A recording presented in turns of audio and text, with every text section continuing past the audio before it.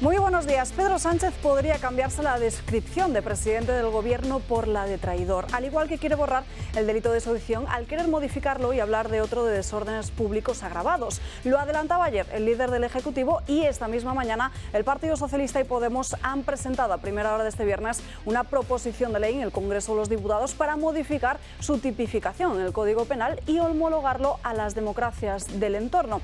En una entrevista en un medio afín de comunicación subvencionado con millones de euros de las arcas públicas y plagada de mentiras. Y si no, escuchen lo que decía ayer el presidente del Gobierno en esta entrevista que les decimos.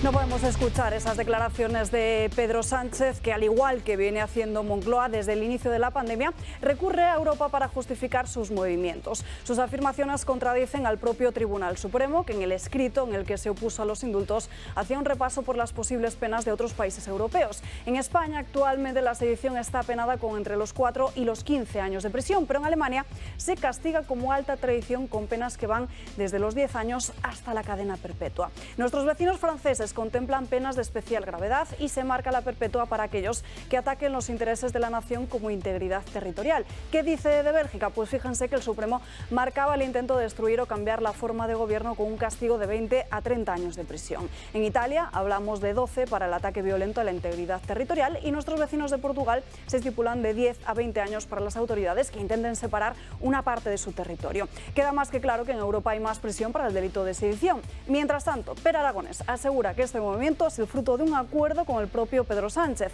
Miente el presidente del gobierno y mintió cuando dijo que no cedería al separatismo. No solo ha cedido, se ha arrodillado y seguirá haciéndolo. Lástima que no sepamos en cuánto quiere abaratar las penas. Ojo a lo que se nos viene. A Pedro Sánchez todavía le quedan unos cuantos meses más en la Moncloa. ¿Qué más va a hacer para seguir desmantelando el Estado? Tenemos que modernizar, que tenemos que homologar el Código Penal en lo que respecta al delito de sedición a las principales democracias europeas. A ver, presidente, me está usted diciendo que usted va a reformar el delito de sedición. Sí, lo vamos a hacer. De hecho, mañana mismo los dos grupos parlamentarios que sustentan al Gobierno, el Grupo Parlamentario Socialista y el Grupo de Unidas Podemos, vamos a presentar una iniciativa legislativa para reformar el delito de sedición. Mañana en el Congreso. En el Congreso, para reformar el delito de sedición, para reemplazarlo por un delito que será más o menos homologable al que tienen otras democracias europeas, Alemania, Francia, Italia, Bélgica, también Suiza.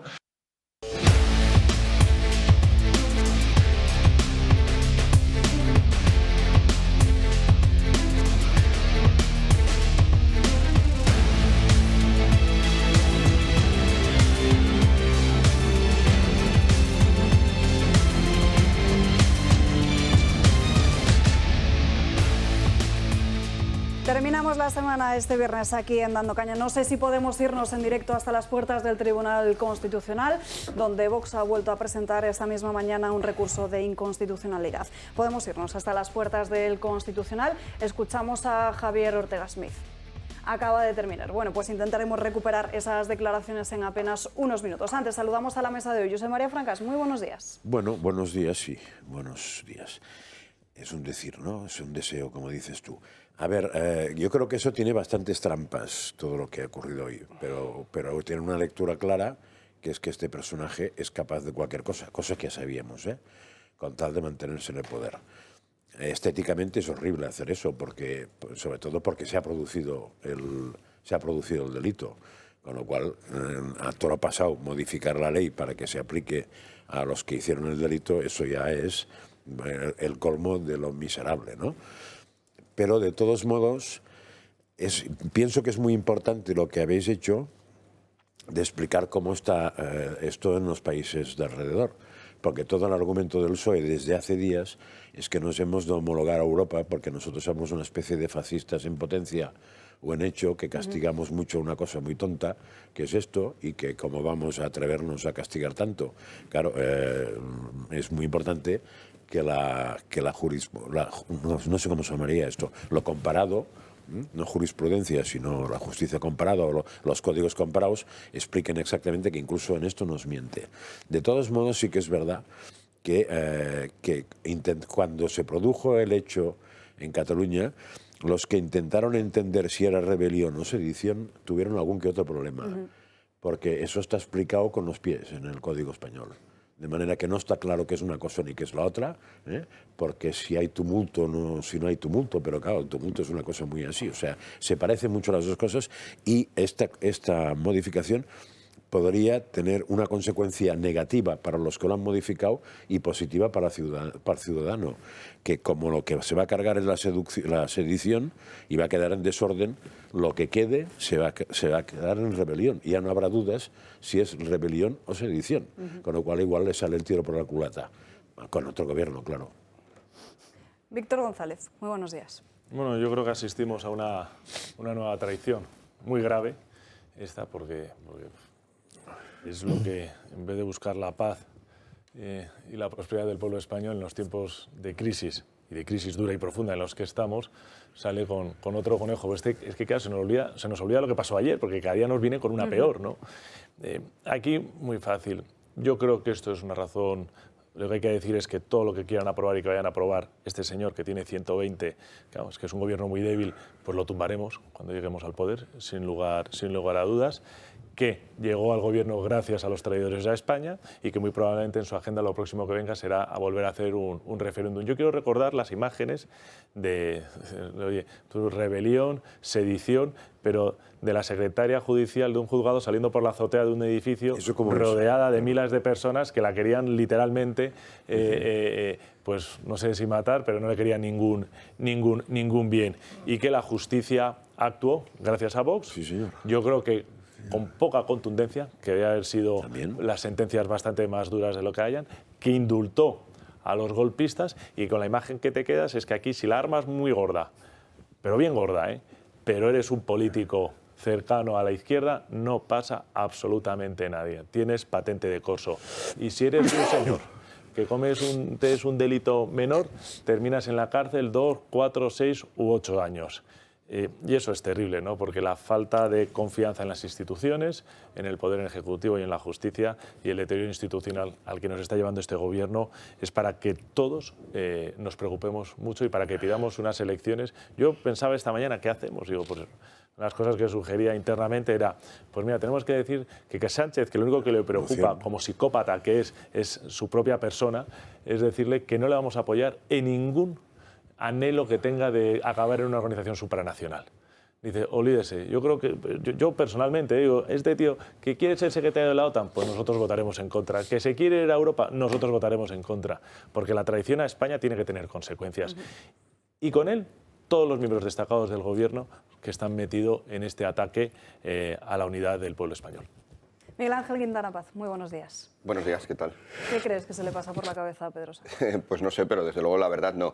El Tribunal Supremo, no una entidad menor, no un comentarista, ni siquiera un profesor que puede discrepar de otro. El Tribunal Supremo de España ha dicho que este argumento que da y que es el que están difundiendo, porque suena muy bien en España, es un argumento malo. Que el argumento este, vamos a parecernos a Europa, es un argumento malo porque ¿por qué tenemos que parecernos a Europa? A lo mejor en España algunas cosas las hacemos mejor, no tenemos por qué equipararnos en todo a los demás, dando por supuesto, ahí hay lo que se llama en lógica una petitio principii, una petición de principio, una falacia. Hay una falacia en que si algo viene de fuera, entonces será mejor. Entonces, pero aún así, aun cuando el razonamiento es malo, es que encima es mentira, porque es que no es verdad, y lo ha dicho el Tribunal Supremo, que en otros países de Europa la pena por los actos que se cometieron, el golpe que se cometió en octubre de 2017, tuviera una calificación de simplemente unas gamberradas callejeras, pues que vamos a castigar, porque claro, esto de que la calle, la gente se suba encima de un coche de la Guardia Civil, con todo lo mal que está,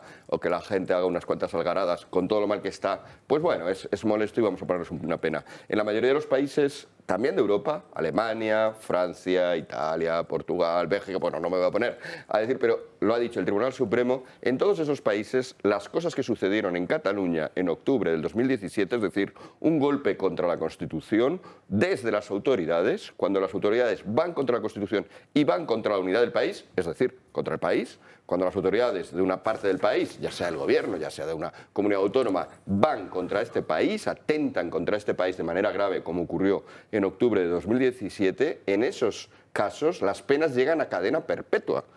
Es decir, que si quisiéramos homologarnos, que ya digo que no hay por qué hacerlo, pero si quisiéramos de verdad hacer lo que él dice que quiere hacer, tendríamos que implantar penas muchísimo más duras. Por lo tanto, bueno, pues es una afrenta, ya no solamente que también, y si queréis lo comentamos, por supuesto, una afrenta al país, sino una afrenta constante a la racionalidad de los españoles. Sánchez habla ya solo para personas con escasa capacidad racional.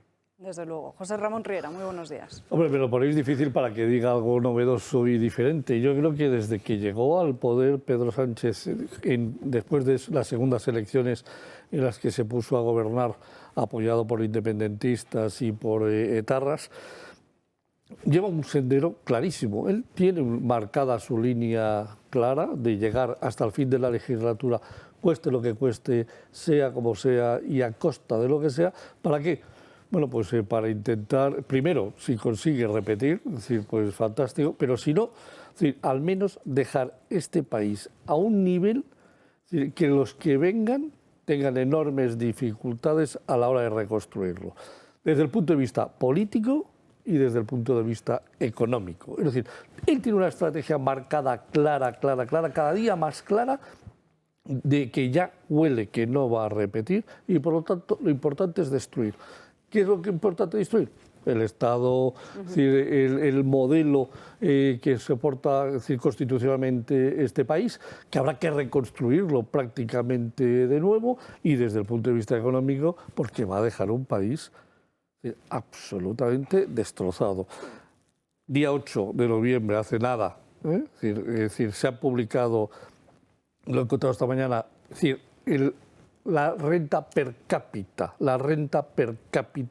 real, es decir, a precios reales, 2017-2021, España ha decrecido un 4,1% la renta per cápita real. Somos el país 27 de 27.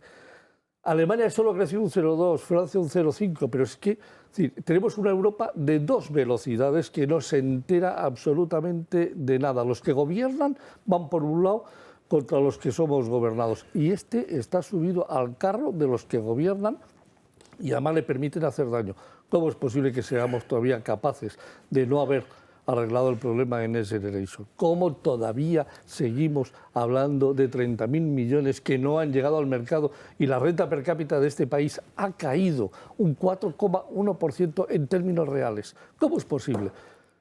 Bueno, pues este es el, entre comillas, degenerado que nos está gobernando en estos momentos. Nos entera el presidente del Gobierno, sobre todo de la situación económica que tenemos por delante, pero sí lo hacen muchos españoles. De hecho, cada vez crece más esa preocupación por la brutal subida de los precios, también por la factura de la luz y además por la sanidad. Escuchen.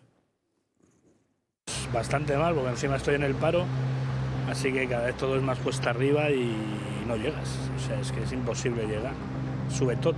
Más los precios, más marcas blancas y vas mirando mucho más, la verdad es que sí. Vas a la rebaja y a ver si puedes coger un poquito, promoción aquí, promoción allá, rebajita aquí, rebajita allá, es lo que hay. Antes compraba por 150, ahora me cuesta 200 euros, como la compra, por ejemplo. Entonces, mal. Mal a mí y a todas las personas. Bueno, no solamente a los que estamos jubilados, sino a los no jubilados también. Tengo una hija, 48 años, y le pasa exactamente lo mismo que a mí. Yo compro lo que veo que está a un precio asequible. Por ejemplo, si voy a comprar tomates y veo que están a 5 euros, luego no los cojo lo más barato y ya está. Y así todo. No estoy en la casa o no abro la llave del radiador y así no gasto. O si hay una habitación que hay radiador, pues no la doy. Pues honestamente yo soy estudiante, los estudiantes somos los que más hemos notado la subida de los precios, sobre todo a la hora de ir a hacer la compra. Lo que hace año y medio, 2, lo que era una compra de 60-70 euros ya se ha convertido en una compra de 100 euros. Si ya es difícil para todas las familias, imagínense para las familias que encima, bueno, no las familias, sino las personas que solo somos estudiantes, que tenemos menos recursos que el resto. Un poco la calefacción, en el aspecto de no ponerla, claro, porque a ver, si la pones, llegas a fin de mes, no llega, ¿cómo haces para pagar? Yo empecé a vivir de alquiler en el año 2019 y desde el año 2019 mi factura de la luz ha pasado de costarnos para 4 compañeros 70-80 euros a costarnos más de 200. En España, para mí, la sanidad pública está bien comparada con otros países. O sea, realmente hay muchos recortes y tal, pero yo pienso que no nos podemos quejar, ¿eh? Siempre que he tenido que ir a urgencias, siempre que he tenido que pedir una cita aquí en Madrid, he tenido muy pocos problemas y muchísima disponibilidad. Y el Banco de España hace apenas unos minutos está avisando de las turbulencias que se vienen de cara a este invierno. Acaba de presentar el informe de estabilidad financiera y avisa de que muchas familias no podrán llegar al pago de sus hipotecas incluso.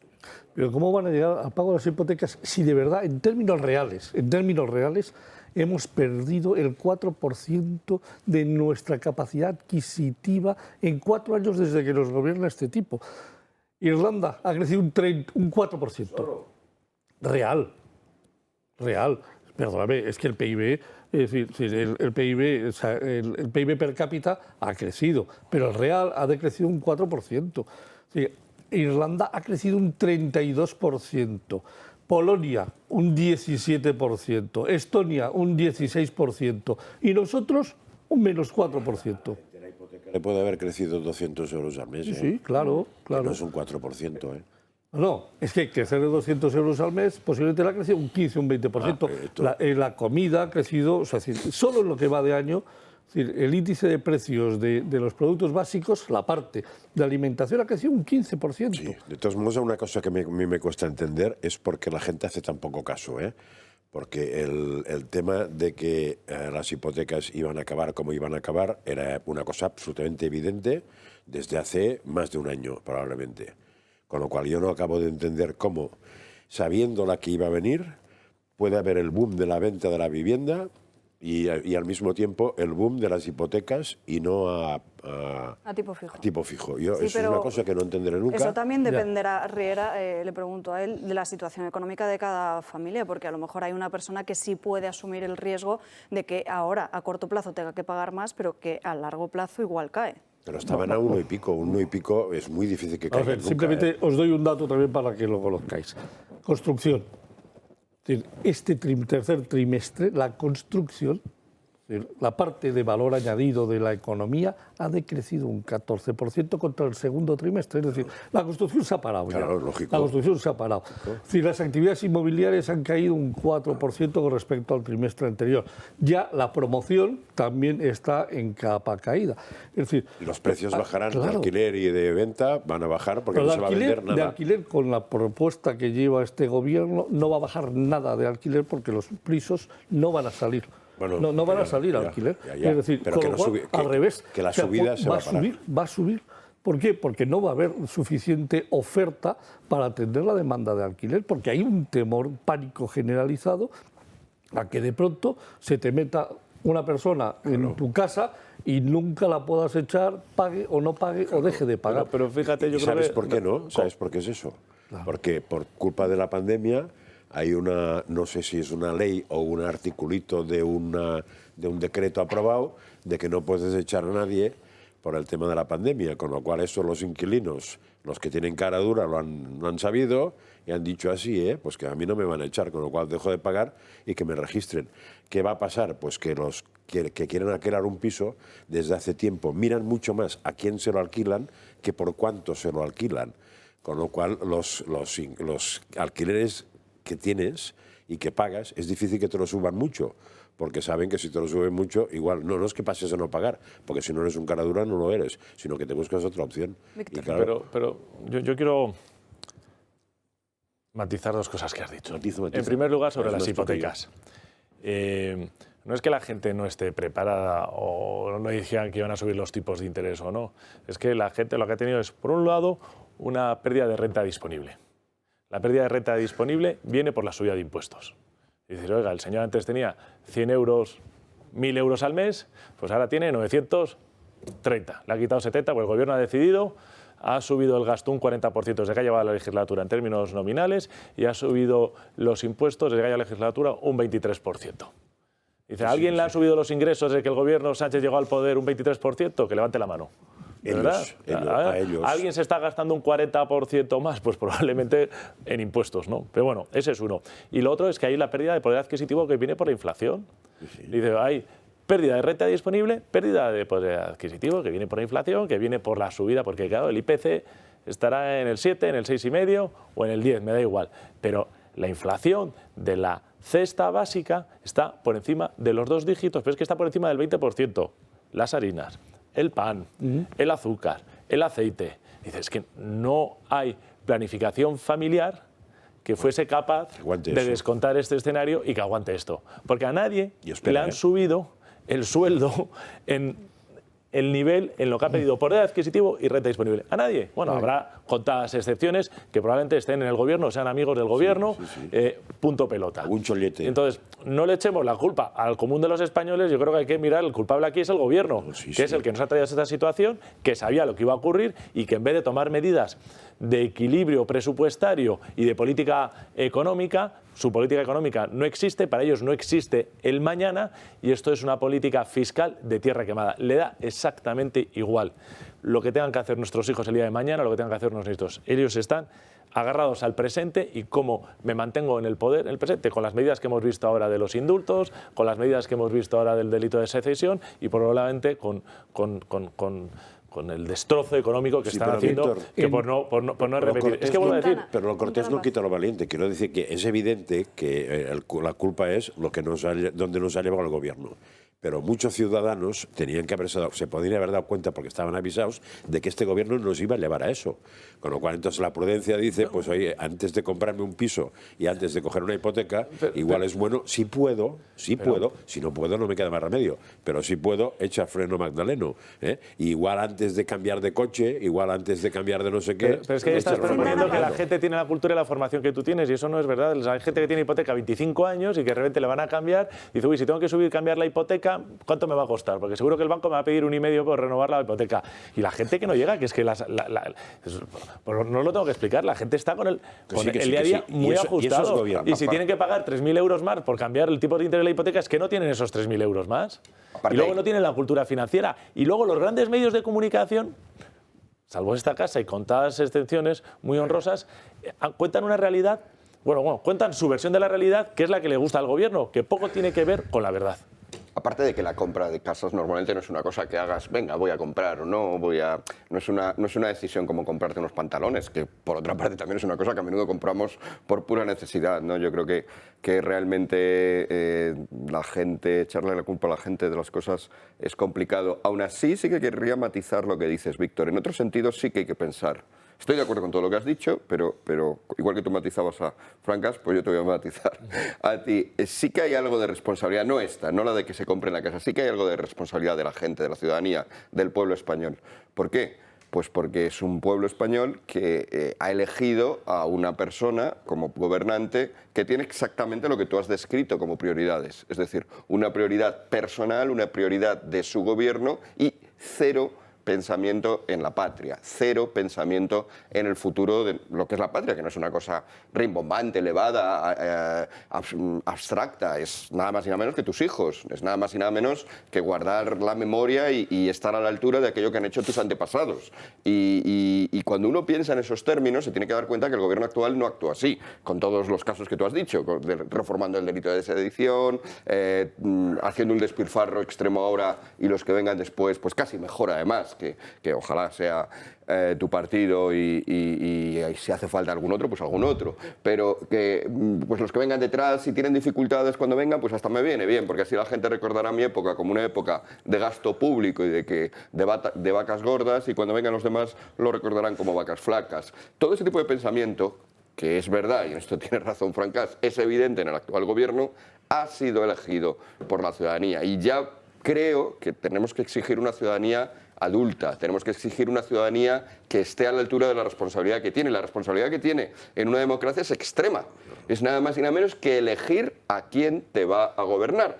Es como cualquier adulto. No puedes tratar a un adulto como un niño de 5 años. Si un niño de 5 años se mete en un charco y se ensucia y mancha su traje de manera irremisible, pues bueno, es un niño de 5 años. Pero si lo hace un adulto, hay que decirle, mira, la responsabilidad fundamental no es del barro, no es del charco, no es de quien te dijo, métete ahí. La responsabilidad fundamental es tuya. Y es ya hora de que la ciudadanía española asuma como propio la responsabilidad de su país, del lugar hacia el cual nos está conduciendo este gobierno, y que por lo tanto, en función de eso, empiece a movilizarse, empiece a comentar en sus círculos, porque la democracia también es eso, el diálogo con tus compañeros, con la gente en la frutería, con tus vecinos, con tus amigos, aunque a veces cueste, empiece desde ahí a generar un movimiento que ponga fin a este desatino.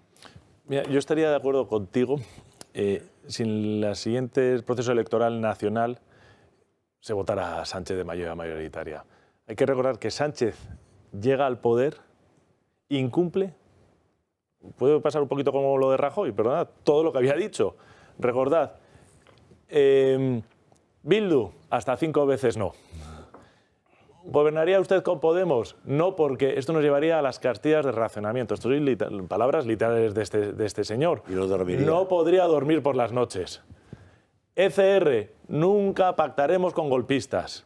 Por lo tanto, en su campaña electoral mintió y la gente le votó porque fue firme, pero absolutamente firme en sus declaraciones y no hay mecanismos, correcto. salvo el que tenemos en los congresos, cuando presentamos la moción de censura, para que el pueblo español le pueda dar. Y desde que eso ha ocurrido, y este señor ha mentido en todos los procesos electorales a los cuales se han presentado, el batacazo que ha recibido el PSOE, gracias a Dios, ha sido significativo. Y yo creo que están llamados a la irrelevancia en un momento dado, como ha ocurrido en Francia, perdonadme, con el Partido Socialista, como ha ocurrido en Italia, como está pasando con los países tradicionales socialdemócratas, por ejemplo, Suecia, y están en un estado de pánico que por eso se están convirtiendo en un Podemos cutre. Disculpadme. Pero es la primera vez, eso, tu argumento sería bueno si fuera la primera vez que nos encontráramos de una manera absolutamente inédita con un PSOE que miente.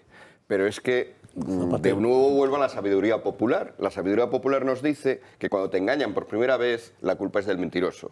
Cuando te engañan por segunda vez, yo ahí tengo mis dudas de quién es la culpa, porque, hombre, hay que dar una segunda oportunidad. Pero cuando te engañan por tercera, cuarta, quinta, 16ª, 45ª, y me estoy quedando corto con la 45ª vez, el PSOE, la culpa es un poco del que se fía del PSOE.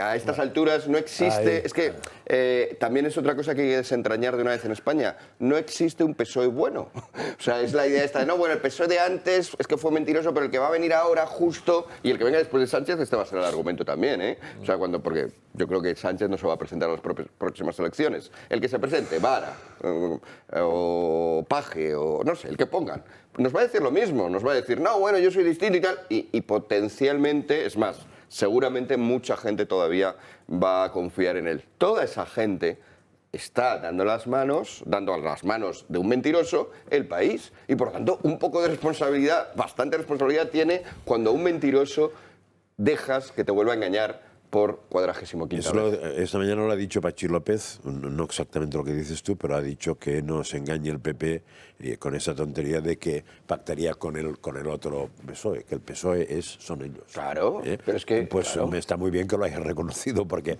con la historia que tienen, y hubiera aprovechado para decir que eran otros, pero no, he asumido que el PSOE es exactamente lo que es Pedro Sánchez. Con lo cual, yo confío en que algún que otro socialista de toda la vida, no PSOE, algún socialdemócrata, algún socialista, diga, pues no es mi PSOE, ya no lo era el otro, imagínate este. Pero ¿cuánto tenemos que esperar a que ese socialista de toda la vida y en mi se caso, dé cuenta? Nada. Pero eso, en otros casos es imposible. Es que, porque además, en España pesa más las siglas. La idea de que Pedro Sánchez, que es un señor al cual elige la militancia del PSOE, después de que se le haya echado, la idea de que Pedro Sánchez no representa al verdadero PSOE es absurda. Representa a los afiliados de manera mayoritaria. Sí, pero déjame decir una cosa. Sigue habiendo todavía una capa de personas que creen firmemente que el socialismo no es Pedro Sánchez y que creen en esa figura socialdemócrata creativa, Yo creo que poca ya. constructiva. O sea, salvo que tengan menos de 11 años de edad, hay que decirles que se engañan. Papá Noel no existe. Papá Noel no existe. Sí, estoy totalmente de acuerdo contigo. A los Reyes Magos. Sí, estoy totalmente de acuerdo contigo, pero todavía en las encuestas, fíjate que salen más de 100 diputados. Todavía salen Pero en no las porque encuestas. crean que Sánchez no es PSOE, sino porque prima más la sigla que lo que haga. Evidentemente. España sigue siendo honesto guerra civilista. Vamos Y hay unos que hay señores que mucha están en un gente que bando y todavía hagas lo vota que hagas. socialista porque cree en el socialismo. Son los suyos. Son los suyos. Pero es como votar a Papá Noel porque crees en Papá Noel. Y luego Papá Noel, en vez de traerte regalos, te trae recesión económica. En vez de traerte fortalecimiento del país, te trae un país en el cual, si atentas contra su constitución, atentas contra su unidad, pues es simplemente una algarada, unos chicos malos, vamos a darles una multita y ya está. Claro, es que la realidad es muy dura. Nos tenemos que ir a una breve pausa de publicidad, pero antes, un mensaje de Kake Minuesa. Hola, hoy quiero reaccionar al comunicado de Alvise Pérez, a esa nota de prensa a la que han reaccionado al unísono todos los trabajadores del Toro TV. Han cobrado el día 1 y los colaboradores a los que mencionas, tanto Esparza como Horcajo, te han respondido.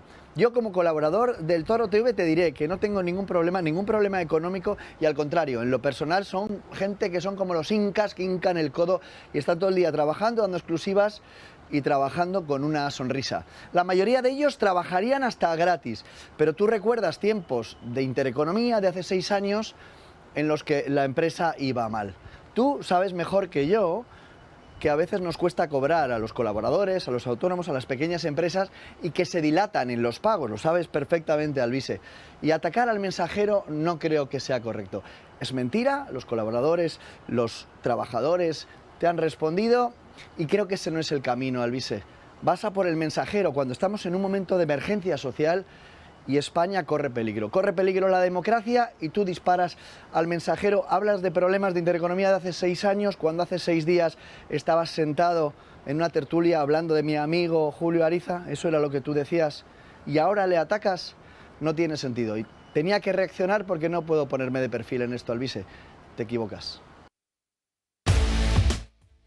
Y además a esta hora se sigue diciendo que los presentadores de esta casa, tanto Xavier Horcajo como José Javier Esparza, han mentido y que los trabajadores del Toro Televisión no han cobrado sus nóminas en tiempo y forma y en el plazo legal establecido. Les vuelvo a recordar, como les dije ayer, que todos los trabajadores han cobrado en tiempo y forma. Y además, tal y como señala Kake Minuesa en este vídeo, pues lo mejor es que no hablemos de hace 6 años y además cuando alguien acusa de mentiroso, pues lo mejor sería que se acreditasen con pruebas. Y sobre todo da mucha pena, como bien dice Kake, que en un momento de emergencia social como el que estamos viviendo se denuncie al mensajero. En fin, nos vamos a ir a una breve pausa de publicidad, pero antes decirles que este fin de semana, sábado 12 y domingo 13 de noviembre, se celebra en el pabellón de cristal del recinto ferial de la Casa de Campo de Madrid la Feria del Coleccionismo Militar, no solo militaria, compra, venta e intercambio de todo tipo de artículos militares, uniformes, medallas, documentos, libros, fotografías, maquetas, juguetes, banderas o cascos y además exposición de vehículos militares de época, grupos de reconstrucción histórica, asociaciones y hermandades de veteranos de las Fuerzas Armadas y galería también para los más pequeños. Entrada 5 euros, que es un donativo a la Fundación Don Rodrigo. Niños menores de 12 años entran gratis. Más información en la página web que están viendo en sus pantallas. Pausa para la publicidad y les esperamos a la vuelta. El gobierno socialcomunista nos quiere ocultar lo que vivimos y te mostramos, las colas del hambre.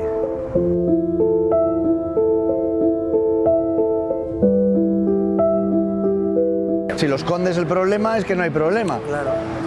Entonces vuelven las colas, digo.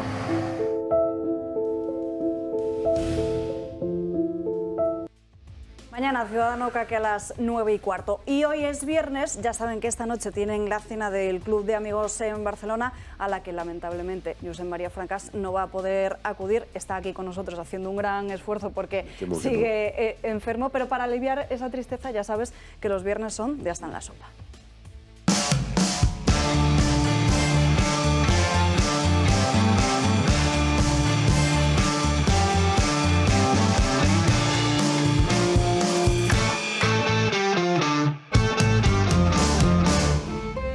José Ángel Aguinaga, muy buenos días. Muy buenos días. ¿Qué nos tienes preparado? Pues mira, hoy vamos a preparar unas alcachofas de Tudela, fritas con unas cigalas.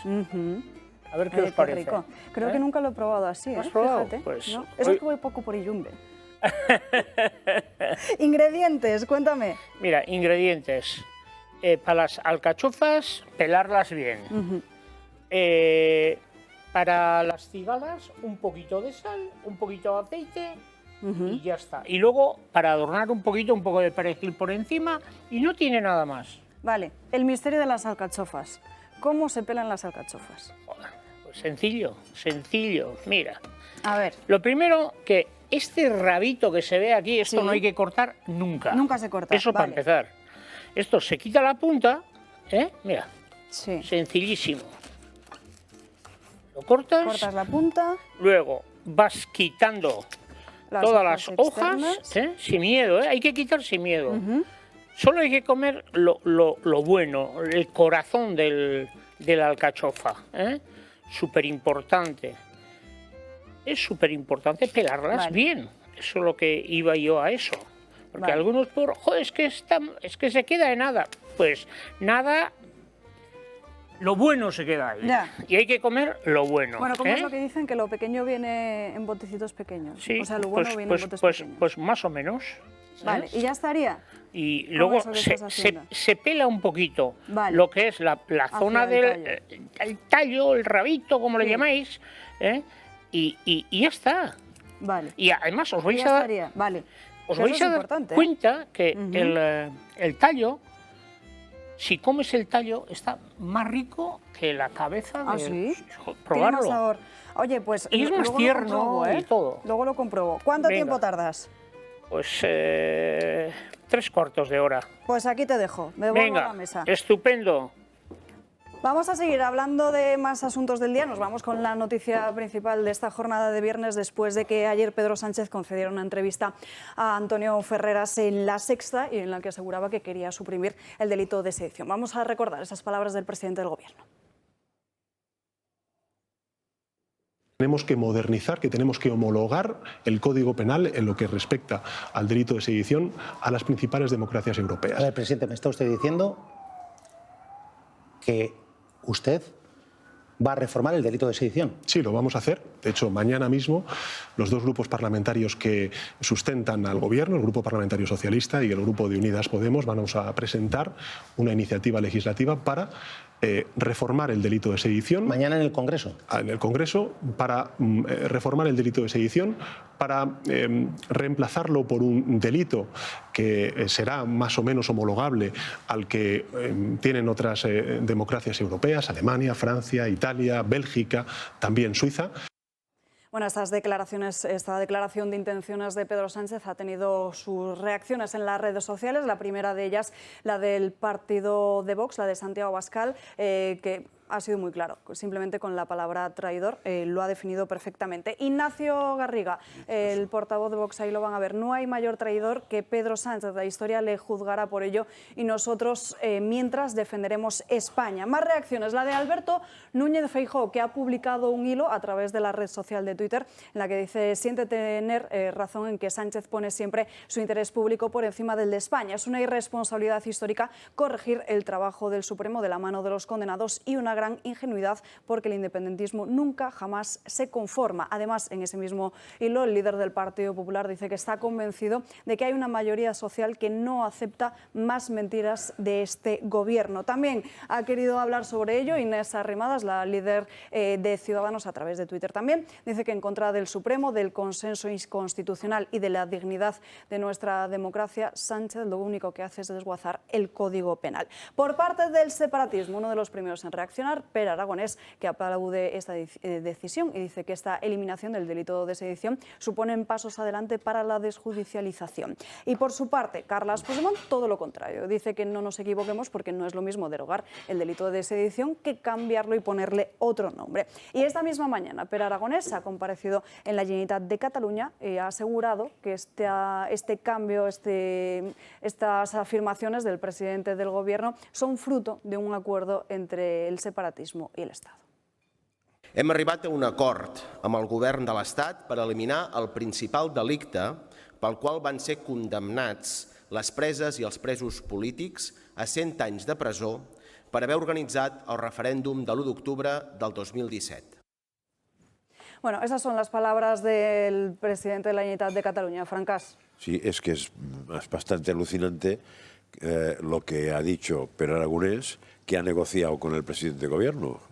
O sea, lo único que le ha faltado decir es que ha negociado que en fin, que el presidente se apunta a la siguiente vez a ser el mismo el que insta a la rebelión, a la secesión, etcétera. Es que es alucinante. Entonces, no. Yo creo, a ver, y ahora me voy con lo que decías tú antes. Claro, el ciudadano español es difícil que se pueda tragar eso. Y el que se trague eso quiere decir que se tragaría todo, ¿eh? Y entonces tenemos un problema, sí hay muchos, porque el espíritu crítico es no cero, es absolutamente negativo. De todos modos, a mí me gustaría insistir en que traidor está muy bien, porque es traidor. Pero hay que insistir en que además es mentiroso, porque el argumento es mentiroso. Y eso igual desgasta más que el de traidor, porque el de traidor hay gente que dirá, hombre, no te pases tampoco. Pero el de mentiroso es que te cargas la coherencia de un personaje y por tanto te cargas su fiabilidad. Y es que lo que repitió ayer, o sea, nos equiparamos con... Entonces hay que sacar de todos los países que ha dicho para ver qué puñeta quiere decir nos equiparamos con, para que se vea que es mentira, no nos equiparamos con nada.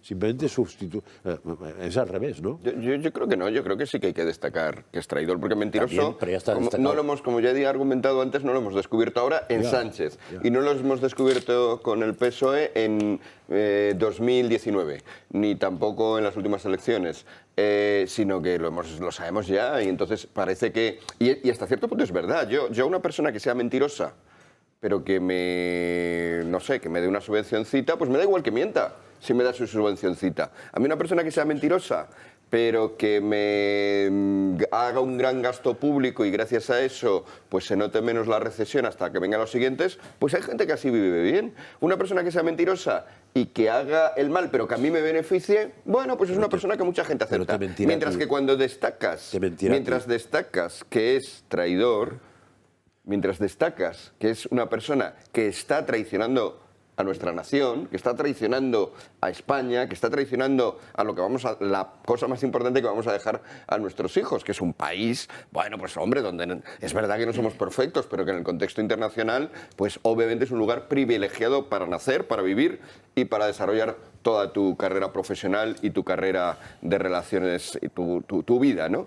Bueno, cuando dices que esa cosa tan importante que muchísimos habitantes del planeta Tierra no tienen, que ese legado de nuestros antepasados que muchísimos habitantes del planeta Tierra no tienen, que todo eso Sánchez lo está destruyendo, yo creo que es justo lo que intentaba decir antes, que hay que tratar al ciudadano como adulto, y un ciudadano adulto que ve esa destrucción dice, vale, sí, me dará una subvencioncita, vale, sí, hará gasto público y entonces de momento parece como que no hay crisis, vale, sí, miénteme, pero llámame tonto, pero es que con esto me está atentando contra lo que debería yo, y quien no lo tenga tiene un problema, lo que yo debería tener más cerca de mi corazón. Yo creo, ya he dicho que yo no niego que sea traidor y que está muy bien dicho, pero ya lo han dicho otros, ya está dicho eso. Pero la reputación es clave y la mentira destroza la reputación. Anda, que lo de la mentira no se ha dicho. El tema de Europa se ha dicho con lo de las mascarillas, con el IVA del gas, con el IVA de la luz. Es insistente, la excusa de Europa es que ya aburre. Hay gente que no ha caído porque, claro, lo que dice Miguel Ángel, ¿no? Es decir, si me da una subvención, pero miente, me da igual. Es que los que les dice que les va a dar una subvención no reciben la subvención, porque miente hasta en eso.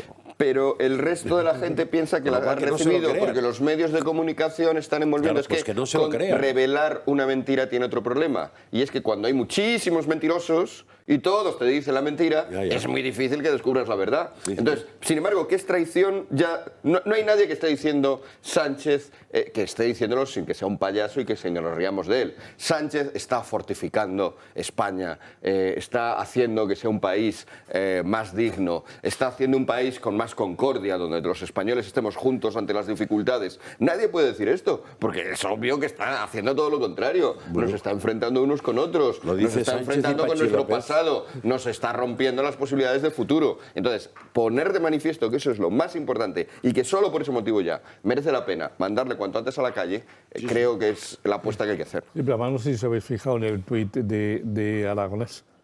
Y lo próximo, es el referéndum. Es que lo ha dicho, ¿eh? Y en lo próximo es el referéndum. Sí, Es decir, también lo tiene pactado. Es que eso es lo increíble. Pero es que no tengáis duda alguna que a lo mejor antes del final de esta legislatura vemos otro intento del separatismo catalán por impulsar este referéndum. Si Sánchez ve que sus elecciones no se puede ni presentar a candidato a las elecciones generales, lo mismo en octubre tenemos otro referéndum de independencia. Y además apoyado desde las instituciones del Estado, con lo cual ya puede ser... Ese sería el pacto. Yo quiero, sabéis que hay un informe europeo creo que se publica, que me parece que es cada 3 años, de los gobiernos subnacionales, en el caso de España autonómicos, que es una encuesta que se hace a los ciudadanos de las regiones, de los distintos países, en el caso de las comunidades autónomas, para que valoren sus gobiernos. El último que se publicó fue en mayo del año 2021 y en el caso de España el informe europeo sitúa al gobierno de Cataluña como el peor y más corrupto de España. Es decir, los propios catalanes, cuando hablaban este informe, yo lo he mencionado varias veces y lo llevé en el Parlamento y me acuerdo que cogí la gráfica de cómo había caído la confianza de los catalanes sobre el gobierno catalán, ¿no? Que ya pues, estaba en la cola totalmente. Valoraban a su gobierno como el más corrupto, como el más incompetente, como la administración menos transparente y como la que hacía una peor utilización de los recursos y, bueno, y que les daba la peor calidad de vida por el dinero que ellos aportaban a eso. Eso es muy importante. Ante esa realidad, el gobierno de España, el gobierno de Sánchez, no hace más que premiar a un gobierno desleal, no hace más que dotar con fondos para que se puedan seguir pagando unos medios de comunicación catalanes que cuestan más que el resto de todas las televisiones autonómicas juntas, donde hay más señores que cobran más de 100.000 euros que en todo el resto de las televisiones autonómicas juntas, esto haciendo a la mención que hizo Iván en ese caso de Televisión Española, pero en TV3 tú te coges cuántos ganan más de TV3, más de 100.000 y te coges el resto de las televisiones autonómicas juntas y lo superan ampliamente, algunos por cierto por encima de los 200.000, lo cual es un disparate. Y lo único que hacemos desde el Gobierno de España es premiar a este ejemplo de mala gestión, de corrupción y iba a decir, de oscuridad. Es algo que llama. Entonces, tenemos varios problemas, pero el más importante que tiene España a día de hoy es el gobierno de España y tenemos que quitárnoslo encima lo antes posible. Está claro. Es la estrategia de alimentar al tigre un poco, ¿no? O sea, van alimentando al tigre, van engordando el tigre secesionista, ¿no? Van haciendo que cada vez esté... Y de momento está calmado mientras que come y come, pero claro, lo estás haciendo cada vez más fuerte. Y el día de mañana... Pero de nuevo, es que este cálculo seguramente está en su mente. Es decir, cuando el día de mañana este tigre esté mucho más fuerte, esté mucho más engordado y bien alimentado por dinero y por prestigio, porque estas cosas le prestigia, por prestigio internacional. ¿Cómo vamos a luchar contra el secesionismo en España? ¿Cómo vamos a convencer al resto de los países de que el secesionismo es un problema cuando ven que les tratamos como una cosa que es una algarada callejera, unos gamberretes, etcétera? Cuando ese empeoramiento de la situación de Cataluña estallará más tarde. Y a ellos, curiosamente, de nuevo les vendrá bien porque ya saldrán diciendo que veis como con nosotros, con el PSOE, pues la cosa estaba calmada y cuando han llegado los siguientes es cuando se ha alterado. Ergo, por lo tanto, nosotros somos los buenos. Esto ya lo está diciendo hoy mismo Vara, el presidente extremeño, un poco para resaltar de nuevo esta idea falsa del PSOE bueno, ¿no? Porque antes se cita a esta gente, a Fernández Vara, el de Extremadura, a García Paje, el de Castilla-La Mancha. Ha salido diciendo que bueno, que no le gusta, que siempre los socialistas estos siempre nunca les gusta, no hacen nada, pero no les gustan estas cosas que hace su gobierno. Dice que no le gusta lo de rebajar las penas por lo que hicieron los golpistas, pero que al fin y al cabo el golpe que se dio contra el gobierno del PP durante esta legislatura nos está dando 2 errores. Primero, eso, pensar que lo importante es esta legislatura y no el tigre que estás alimentando para el futuro. Pero otro error más grave, el golpe no se dio contra el gobierno. Cuando gobierna el PP, para el PSOE es simplemente las cosas malas que hacen los secesionistas las hacen contra el gobierno del PP. No, las hacen contra España. Y por lo tanto ese golpe que se dio contra España afecta tanto a los socialistas, a los no socialistas, a todos los que sean conscientes de lo que he dicho antes, de que vivimos en un país llamado España. Y este es el problema, que tenemos a personas al mando a las cuales España les importa un pepino. Vamos a recordar cómo hemos llegado hasta aquí. Ahora a la vuelta te doy la palabra, Riera. Vamos a recordar cómo hemos llegado hasta aquí, porque hemos ido viendo poco a poco y con el paso de los meses, se lo venimos avisando desde esta casa, cómo Pedro Sánchez ha ido cediendo cada vez más y más al separatismo. Las traiciones de Sánchez a España ya no son ninguna novedad, como tampoco lo es que se arrodille una y otra vez frente al independentismo. La última novedad es que el Gobierno ha presentado una iniciativa legislativa en el Congreso para derogar el delito de sedición por el de desórdenes públicos agravados. Los grupos parlamentarios firmantes presentan la siguiente proposición de ley orgánica para la reforma de los delitos contra la integridad moral y desórdenes públicos. Un discurso totalmente distinto al que defendía hace algunos años. No puede haber un delito de rebelión como sí que se produjo. O reflexionar sobre lo que se produjo el pasado 6 y 7 de septiembre en el Parlamento de Cataluña se puede entender como un delito de rebelión. ¿Lo entiende usted como delito de rebelión? Yo creo que lógicamente lo es. Pero ¿cuándo empezó esta guerra? La primera reunión entre Torra y Sánchez fue en 2018, cuando el Gobierno y la Generalidad firmaron la declaración de Pedralbes, un documento en el que ambas partes reconocían la existencia de un conflicto en Cataluña. Años después y tras varias reuniones entre ambas instituciones, una de las grandes traiciones se consumó. El 23 de junio de 2021, los independentistas catalanes que llevaron a cabo el referéndum ilegal salieron de prisión gracias al indulto del Gobierno. En abril de 2022 se empezó una nueva crisis entre la Generalidad y el Ejecutivo. Hasta 67 líderes independentistas denunciaron que habían sido espiados. Una polémica, la del caso Pegasus, que continuó durante varios meses más. La nueva traición, la más reciente de todas, es la de modificar el delito de sedición, una modificación que provocó que el PP rompiese las negociaciones del CGPJ. Estamos ante un gobierno traidor y un país que cada vez está más acostumbrado a estos hechos. Riera. Sí, vamos a ver, yo quiero daros, siguiendo a lo que ha dicho Quintana Paz, de engordar al tigre, una serie de datos económicos para que veamos cómo estamos engordando al tigre. El tigre tiene un presupuesto este año de 49.000 millones de euros frente a un Madrid que tiene un presupuesto de 26.000 y frente a una Andalucía de un presupuesto de 42.000 millones. Es decir, el tigre tiene 10.000 millones de euros que transfiere a organismos, 10.000 millones de euros que transfiere a organismos que consolidan con la propia Generalitat.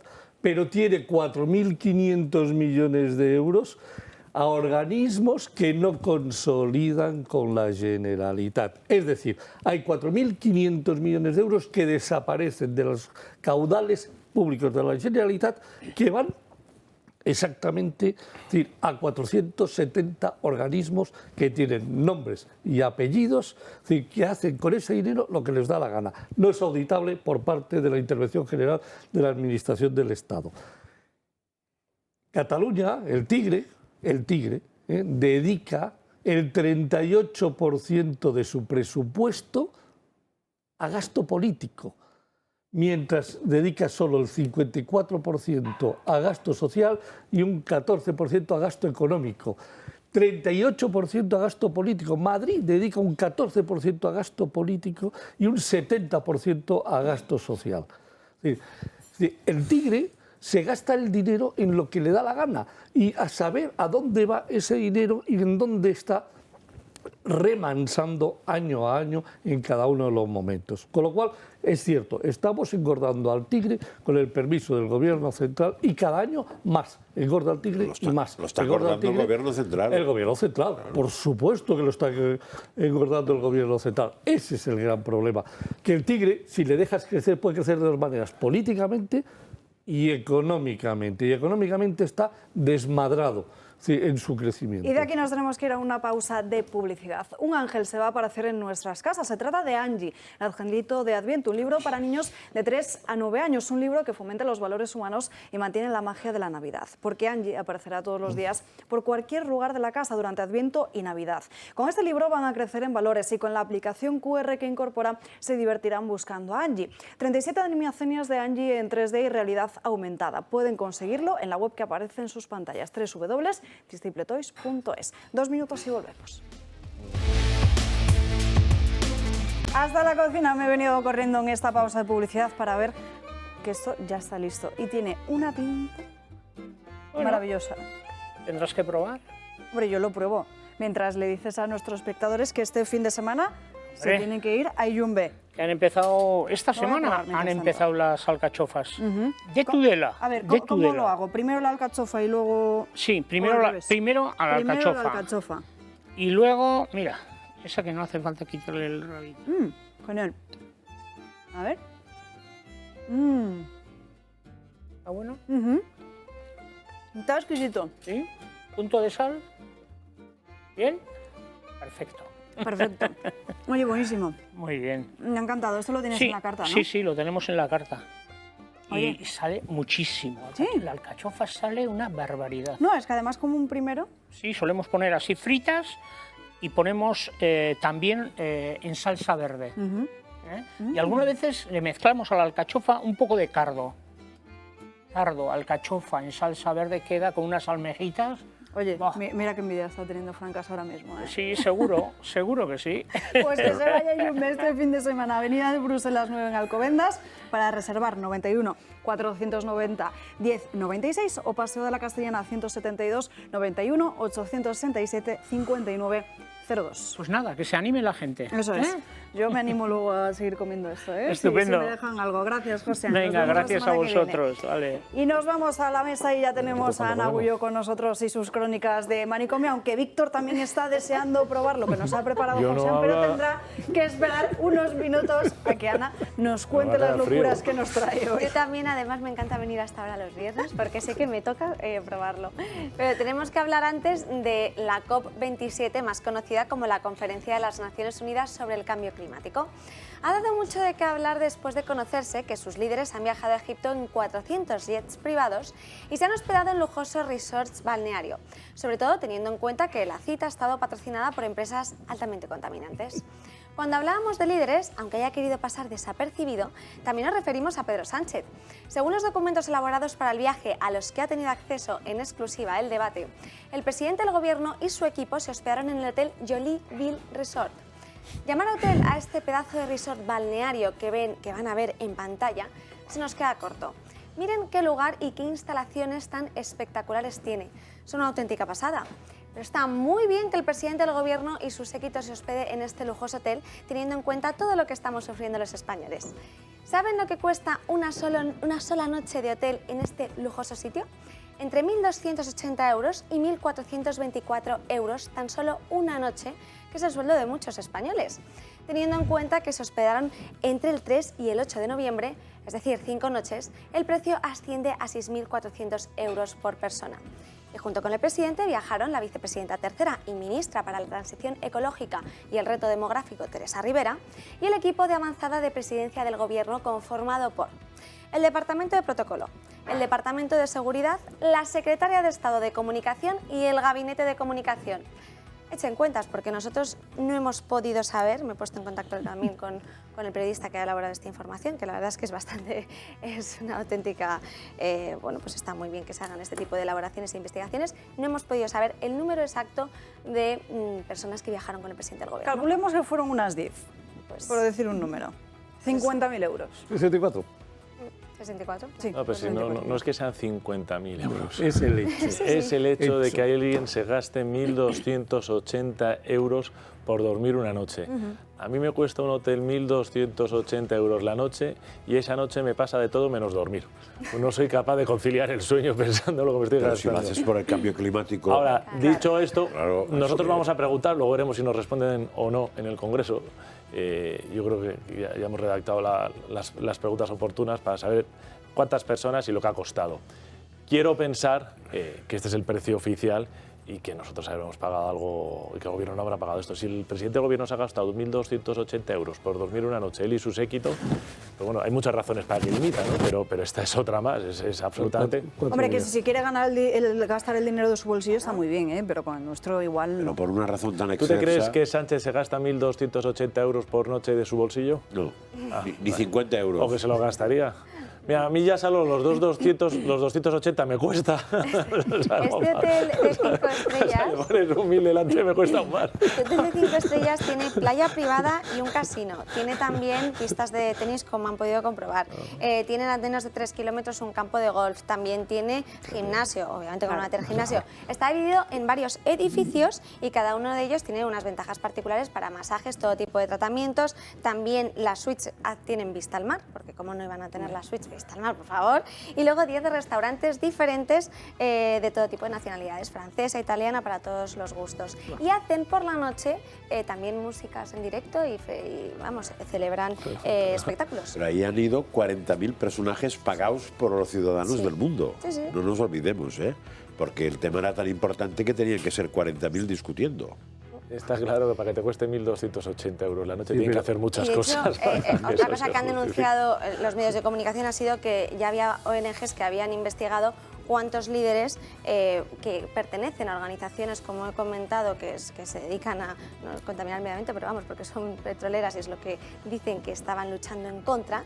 Son 636 personas que pertenecen, por ejemplo, a Shell, a BP, o sea, que habían, las ONGs lo han elaborado un listado, son Corporate Accountability, Corporate Europe Observatory y también la Global Witness. Son esas 3 ONGs las que han elaborado ese listado. 636 personas que de hecho son más personas de las que fueron a Glasgow, que es un poco paradójico porque dices, bueno, van a una concentración del cambio climático más de 636 personas y en Glasgow, que también es por lo mismo, pero que parece que iban a ir más, pues han ido un poquito menos. Pero no, y además ¿Han ido 40.000? Sí, no digo de líderes directamente relacionados con compañías pero que no se nos olvide el número porque son... es una cosa alucinante, Sí. Además, que además, ¿cuántos donde has se ha dicho? celebrado... 40.000 tíos, barratías. Sí, a la cumbre. Han asistido a la Para cumbre, asistir 40.000. jets privados. Es que no podían ir de otra forma, tenían que ir por ahí sí o sí, no había más. O sea, imagínate una reunión para tomar decisiones, que no las tomarán, de 40.000. Yo creo que... ¿Y qué toman? Qué disparate, ¿Qué qué toman? barbaridad. ¿Qué Es toman? imposible, es imposible. Y luego O sea, esto que sirve hay- para que se pase la gente, se visiten Egipto, vayan a hoteles de 1.280 euros, pues es inoperativo. Un foro de estos y lo único que tiene es un... Bueno, ha sido un fracaso, ¿no? En cualquiera de los casos. Pero lo único que tiene es un... Doble fracaso, porque no ha servido para nada y ha costado muchísimo. Bueno, hemos comprometido 30 millones de euros. España. Sí. Bueno, eso forma parte de los 1.000 y pico que está regalando Pedro Sánchez a distinta gente, entre ellos al magnate este que tenemos de Microsoft, ¿no? Pero ¿sabéis por qué está ocurriendo eso? Que está regando las organizaciones supranacionales donde él y sus acólitos se quieren colocar una vez que pierdan el gobierno. Que es lo mismo que hizo Zapatero en su último gobierno. ¿Acordáis de aquella ministra que no había hecho nada en su vida, que era muy joven y se fue a Naciones Unidas y ahí sigue, claro? No, Hay dos. No sé si te estás refiriendo, porque las dos responden al mismo perfil. No sé si te estás refiriendo a Leire Pajín, que es joven y además es que todavía siguen por ahí. O sí que te estás refiriendo a aquella que fue ministra de Igualdad, su nombre ya ni siquiera... Viviana Aido. Que las ¿no? dos estaban ahora en Argentina con la ministra... Con Sí, porque las dos con están Irene colocadas... Montero, que se ha ido otro viajecito porque había puente. Más que cuando hay puente es cuando se producen esos viajes. Cuando vimos este tipo de aportaciones extraordinarias del dinero que ganan los españoles en medio de una crisis dura y profunda y que estamos dando decenas y cientos de millones, es porque hay un interés político detrás. Y el interés político detrás de este gobierno no es el bien de España, es dónde van él y los suyos después de que dejen el gobierno de España. Pero sí, Punto, pelota. Lo he puntualizado muy bien, ha sido los 1.260 euros que hay españoles que no cobran eso ni al mes. Pero yo creo que es importante que estas noticias lleguen, porque es decir, traidor, es decir, mentiroso. Pero cuando la gente no llega a final de mes y le dices que este tipo se ha gastado en una suite de un hotel 1.260 euros, cuando le dices que está regalando 1.130 millones de euros del patrimonio español para prepararse un futuro cuando salga del gobierno, es que si lo repetimos 1000 veces lo mismo hasta cuaja. Sí, algo desgasta.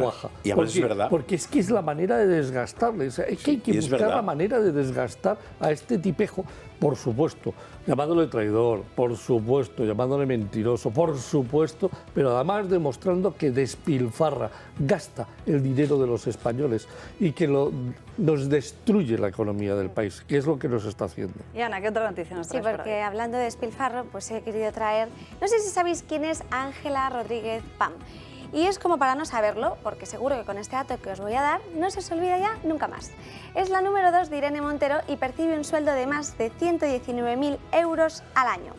Y la traemos a Crónicas porque ha subido una fotografía a sus redes sociales en lo que, como podemos ver, se queja de su agotadora vida y de su trabajo.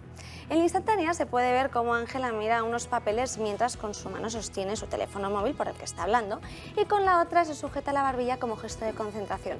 Una imagen que acompañó con la leyenda Mi vida y un emoticono de una cara llorando.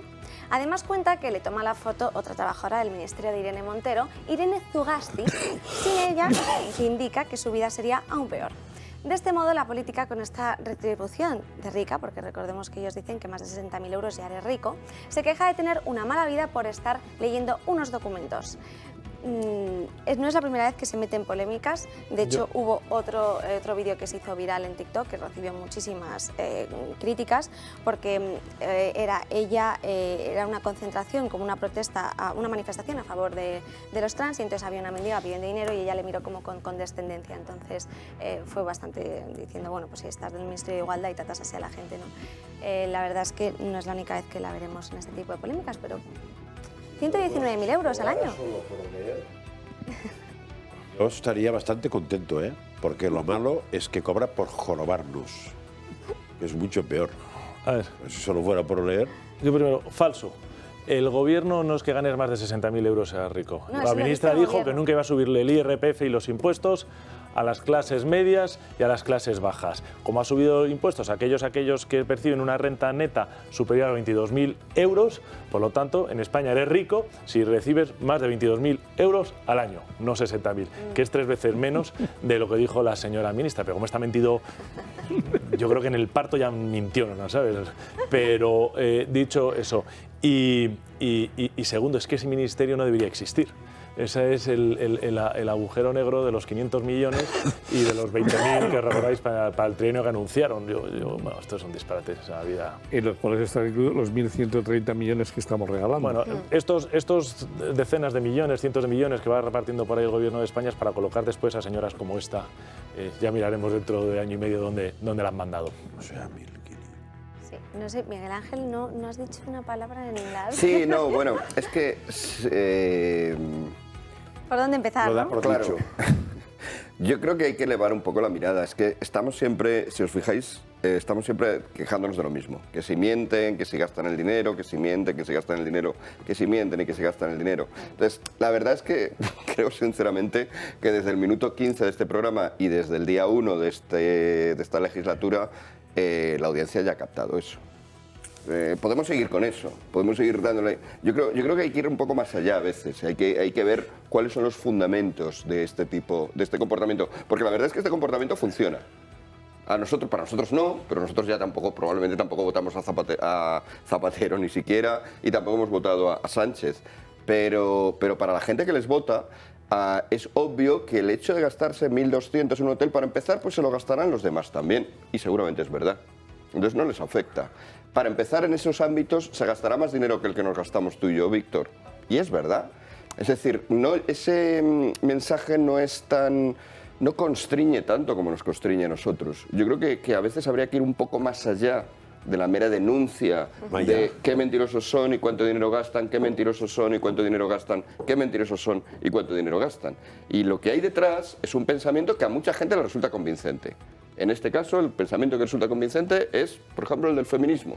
Es decir, ha habido una opresión sistemática de las mujeres a lo largo de toda la historia, y cualquier cosa que ahora se haga para restañar de alguna manera eso, está bien, porque es compensar. Incluso aunque por sí solo parezca injusto, aunque signifique dar mucho dinero a una señora, aunque signifique elegir simplemente por sexo en algunos casos y otros no, estará bien. Y es ese marco general el que a veces me gustaría que atacáramos, porque si no, yo sinceramente, repetir por enésima vez qué mal está que se gasten dinero, qué mal está que mientan, qué mal está que se gaste dinero, qué mal que mientan, pues bueno, yo puedo seguirlo haciendo, pero creo que lo podemos hacer cualquiera. Hay que ir un poco más allá y atacar los fundamentos que hacen que mucha gente vea esto bien. Analicemos cuál es el pensamiento que está detrás de este feminismo, analicemos cuál es el pensamiento que está, por ejemplo, en el caso de la noticia anterior, del cambio climático, analicemos por qué hay tantas personas obsesionadas con que el mundo va a ir a peor, analicemos por qué esas personas piensan que merece la pena empeorar la vida de hoy en pro de la vida de las ballenas de dentro de 50 Pero Miguel años. Ángel, aquí se hace y de hecho se habla mucho de esa Agenda 2030, de lo que hay detrás, es decir, estas son las consecuencias de lo que muchas veces denunciamos,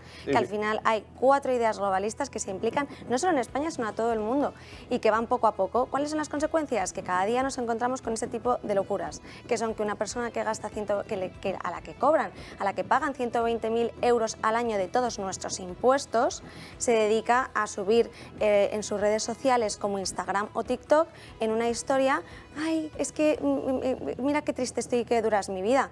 No, dura es la vida de la gente que ahora está en las colas del hambre, dura es la vida de la gente que no va a poder llegar a fin de mes, dura es la vida de la gente que no va a poder pagar una hipoteca a lo mejor el año que viene, o de la gente que tiene que tener que todavía seguir viviendo en la casa de sus padres o volver incluso a la casa de sus padres. O dura es la vida de la gente que se ha quedado sin trabajo y que no puede dar de comer a sus hijos. Sí, sí. Si no, entonces, ponerlo, no niego que eso sea indignante, pero estás indignando, durante 2 horas seguidas todos los días.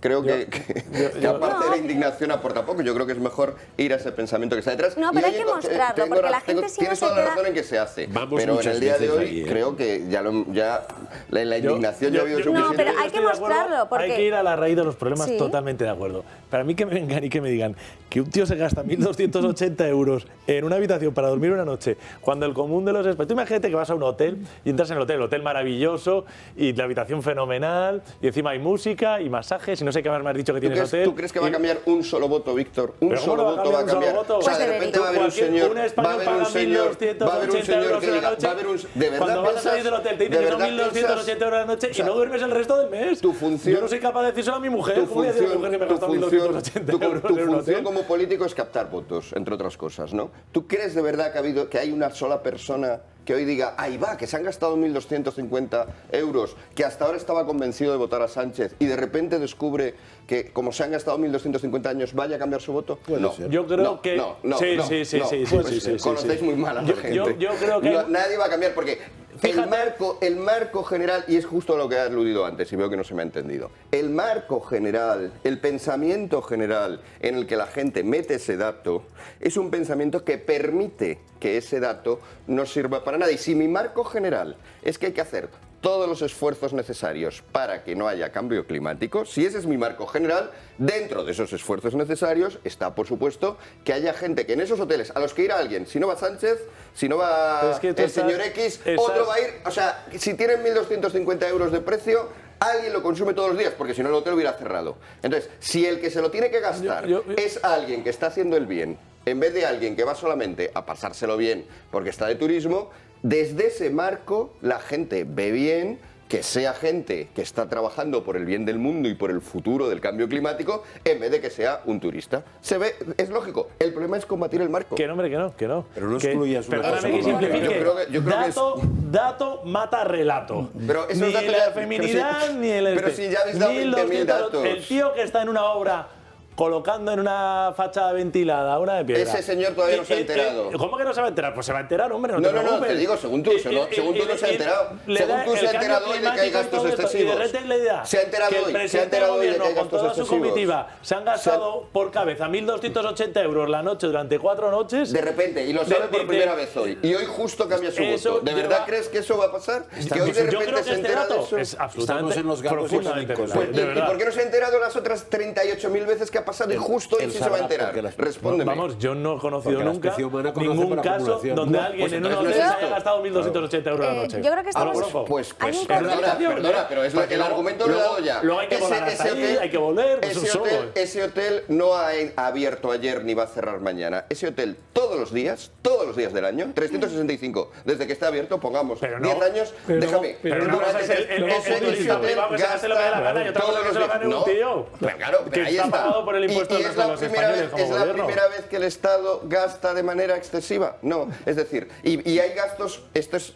Perdón, pero una minucia comparado con gastos muchísimo mayores, macroeconómicos, en tipo de aumento de gasto público, que son los realmente importantes. Entonces, si estamos concentrándonos en detalles, esto del que relato es un deseo, no es verdad. En términos epistémicos, no es verdad. Cuando yo Miguel Ángel, aquí no contamos un momento, que quiero puntualizar una cosa. Aquí no contamos noticias, Víctor. Aquí no contamos, Víctor y Miguel Ángel, ¿me dejáis un momento puntualizar puntualizar una cosa.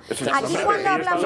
electoral y costaba la habitación 150, 160, por Dios. Pero nadie piensa que ese sea el dato... En Chile, en Honduras, espérate que sigo, en Ecuador, ya lo he dicho, ¿no? En Perú.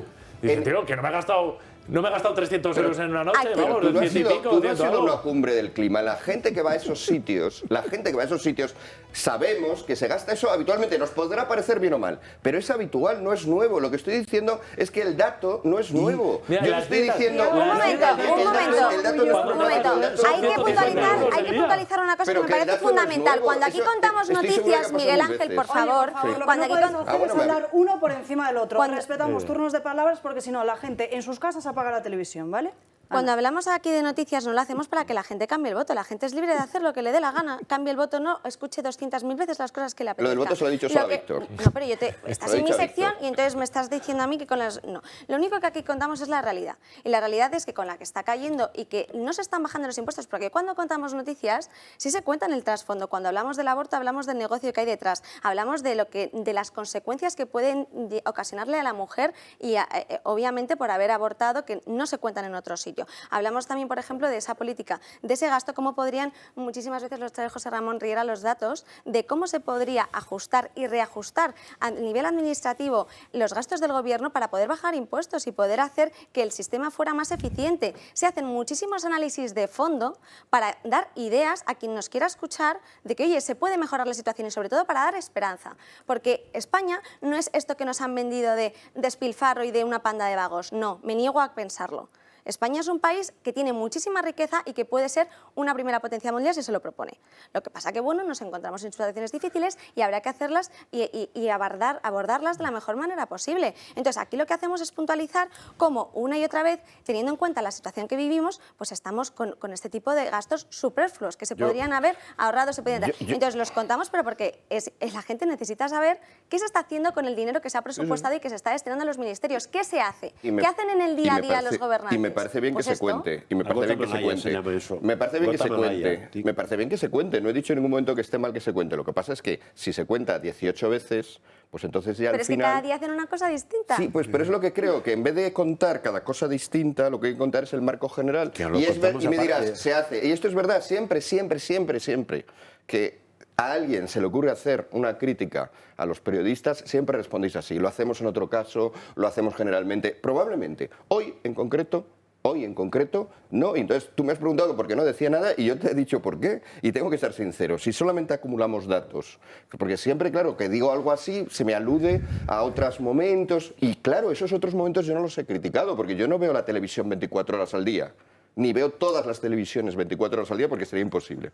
Entonces, obviamente yo no hago una crítica a la totalidad. La crítica tiene que ir a la cosa concreta y tú me has preguntado por una cosa concreta. Y la cosa concreta era hoy este caso, hoy este asunto. Hoy este asunto creo que era redundante en este sentido. En el sentido de que damos una y otra vez datos de indignación y esperamos que en la audiencia haya indignación y pasmo. Pasmo de, uy, qué tontería han hecho, indignación de, uy, qué mal está. Y hay que ir más allá de la indignación y el pasmo. Es simplemente lo digo. Yo no digo que nunca se haga, porque obviamente si nunca se hiciera, pues no vendría este programa, ni vendría esta cadena, porque para ir a perder el tiempo yo creo que se hace. Lo que digo es que hay momentos en los cuales resultamos reiterativos, y esa es mi opinión. Por supuesto tú puedes tener otra, por supuesto, y especialmente el responsable del programa puede tener otra y dirigirlo como quiera, pero tú me has preguntado por mi opinión, y mi opinión es que estas cosas, si solo provocamos indignación y pasmo, no sirven de mucho.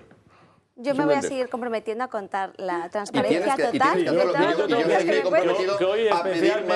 Y yo voy a seguir pidiendo análisis más profundos. Yo tengo hoy especialmente dar las gracias porque en esto que son crónicas de manicomio, que viene siempre con unas cosas rarísimas que no son de las sacas, que hayas venido con algo más normal. Me acuerdo el día que viniste aquí, ¿te acuerdas con el transexual, el hombre que se había declarado mujer y que no la dejaban salir de Ucrania y tal? Digo, pero qué cosas salían, una serie de cosas rarísimas, esto delante del ámbito. Dicho eso, para solucionar los problemas tienes que ir a la raíz del problema. Y eso está claro. Y está claro. Pero también se va a la raíz después de casos particulares. Que 1.280 euros la noche es un notición aquí en Cuenca, en casa de mi madre y en casa de mi abuela. Y es algo digno de hablar y de comentarlo. No solamente, fíjate que esa noticia ha aparecido en el diario El Debate en primera plana. ¿Por qué? porque se considera desde ese diario que eso tiene que estar en primera plana.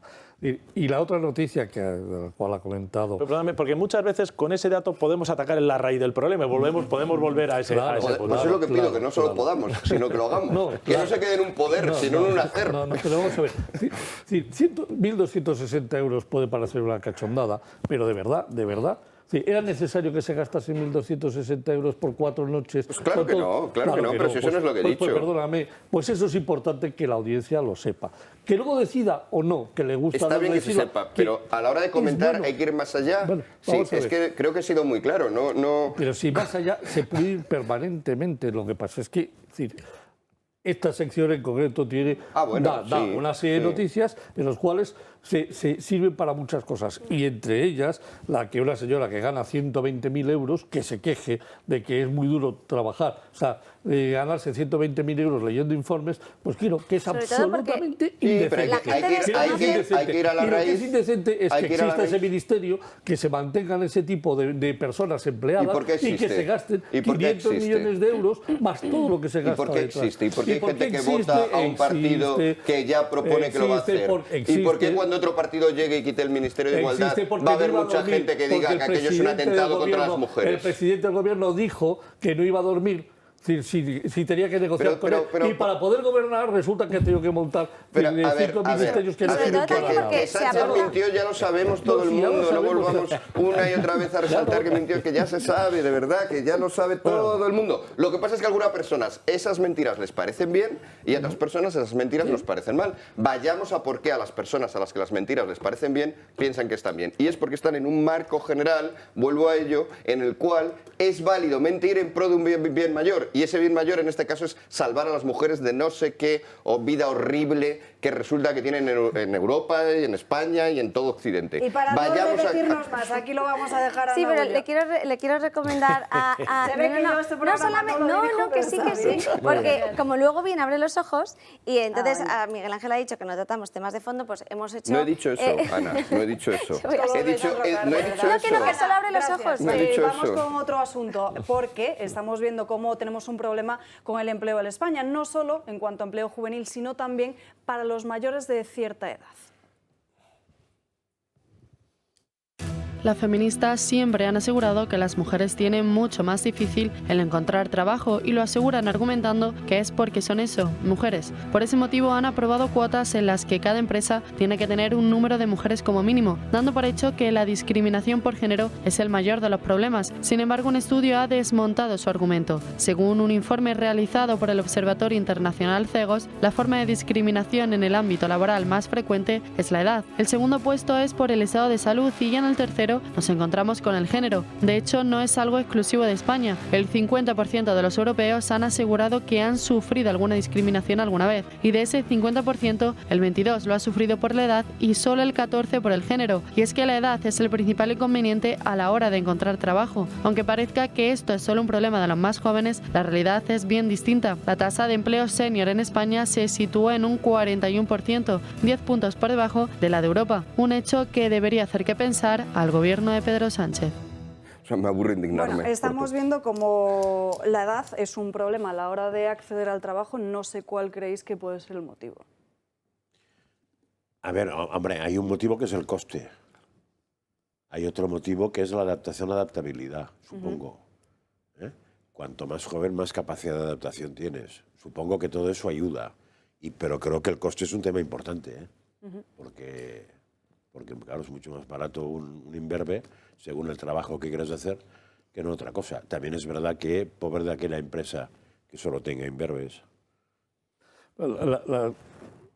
Si tú te fijas en las grandes compañías, las grandes empresas españolas y muchas de ellas extranjeras, a partir de determinado momento, si reemplazan de las personas de 55 para arriba, es decir, con salarios que llevan mucho tiempo creciendo, por jóvenes recién titulados con un par de másters, etcétera, etcétera, porque como ya la organización está montada, funciona, es decir, gente joven, es decir, mucho más barata, es capaz de hacer lo mismo sin necesidad de tener a esa persona tan cara.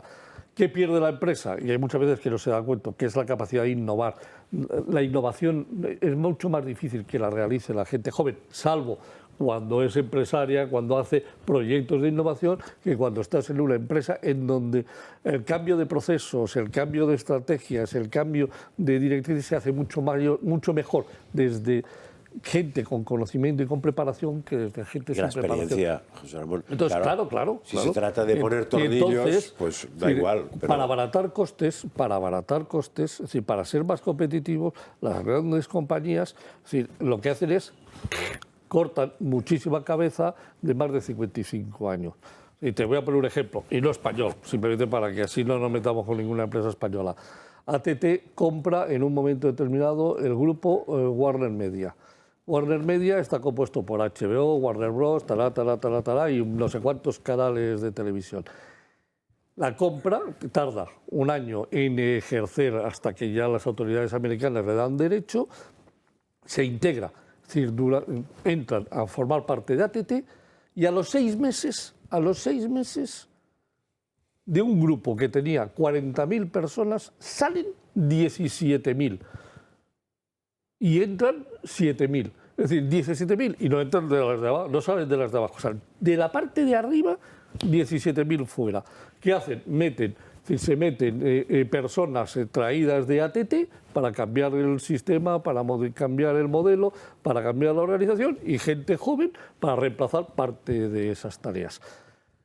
Consecuencia, 3 años después ha venido la crisis de la pandemia y hoy todo el grupo se ha devaluado. Ese grupo, Warner Media, comprado casi por 80.000 millones de dólares, hoy vale 30.000 millones de dólares por un error estratégico en el cambio de equipo.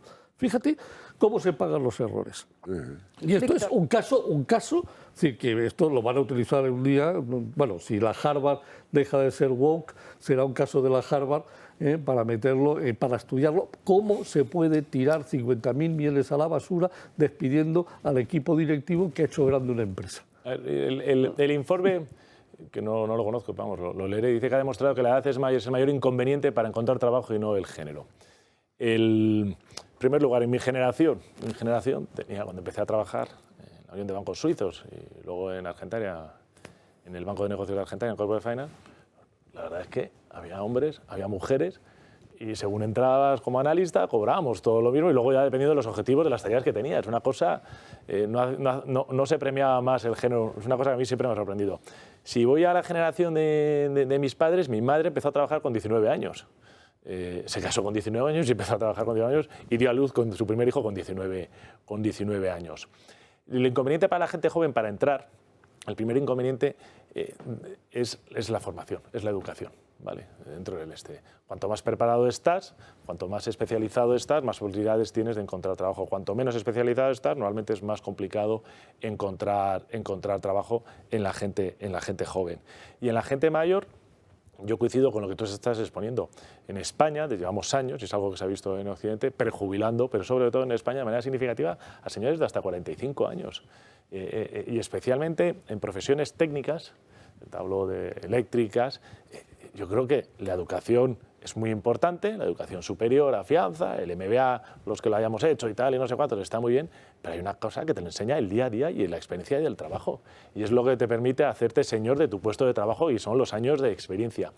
Que ese conocimiento, ese capital humano se pierda, se mande a la calle, para mí es un error de bulto. Es un error que explica, y perdonad, voy a nombrar alguna compañía, la de Oriva, de posicionamiento estratégico de Telefónica, que no se sabe una vez si es una cosa u otra, saca una compañía a cotizar, luego la vuelve a comprar, explica muchas cosas que van ocurriendo en grandes compañías en este país. Yo creo que eso es un error enorme.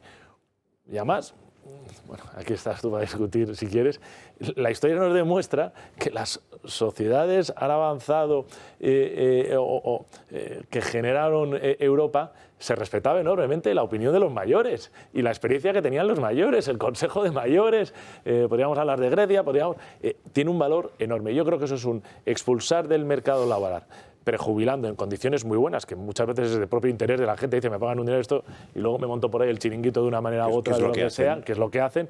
Creo que es un error enorme y en segundo lugar, cubrir eso como se ha hecho en algunos casos, podríamos hablar de bancos, con gente que viene del mercado, es incapaz, porque es que tú no dominas un puesto de trabajo en un año, en muchísimas responsabilidades, no conoces una organización. Cuando llevas 10 años, 15 años en una organización, conoces la organización y eso te permite resolver muchísimos temas. Por ejemplo, en la administración pública, lo ves, yo cada vez que intento profundizar en la administración pública necesitas a alguien que lleve 15 años en la administración pública porque te digan, no, es que para esto necesitas el papelito de tal, que te lo da el señor de Menganito que está en no sé cuántos, y eso es una cultura que no se aprende en la carrera, que se aprende en el puesto de trabajo. Cuanto más mecánico es el trabajo, más puedes sustituir lo que quieras, pero cuanto menos mecánico no puedes hacer inventos. Y a esos dos gaps, gente joven, falta de formación, gente mayor, intentar sustituirlo con una mano de obra más barata, que a la larga te va a salir más cara, en vez de intentar sacarlo mejor, porque lo que tenía que hacer esta gente es tirarse años. Yo soy partidario, y esto por ejemplo en Alemania lo ves,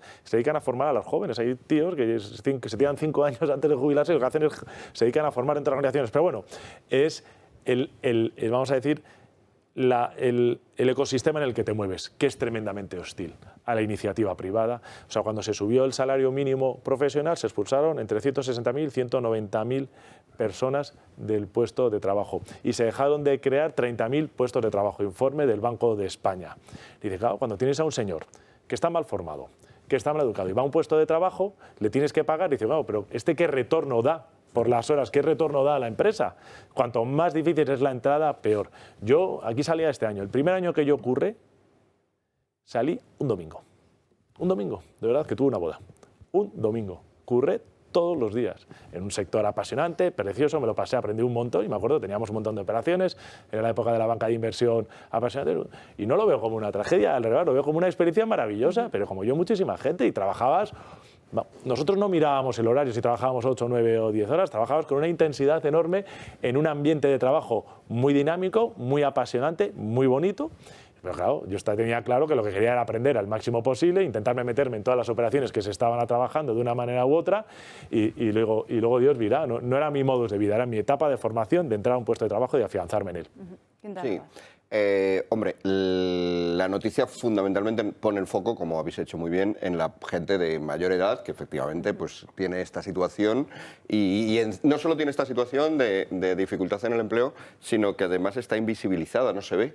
Normalmente, efectivamente, como también resaltaba el informe, pues nos preocupamos colectivos pues como las mujeres, que tienen a su vez un movimiento como el que hemos dicho antes, el de los feministas. No hay un movimiento de personas mayores y por lo tanto, como no hay un movimiento que defienda a este grupo que de hecho está discriminado, de hecho ni siquiera se ve que lo está. Es una situación grave.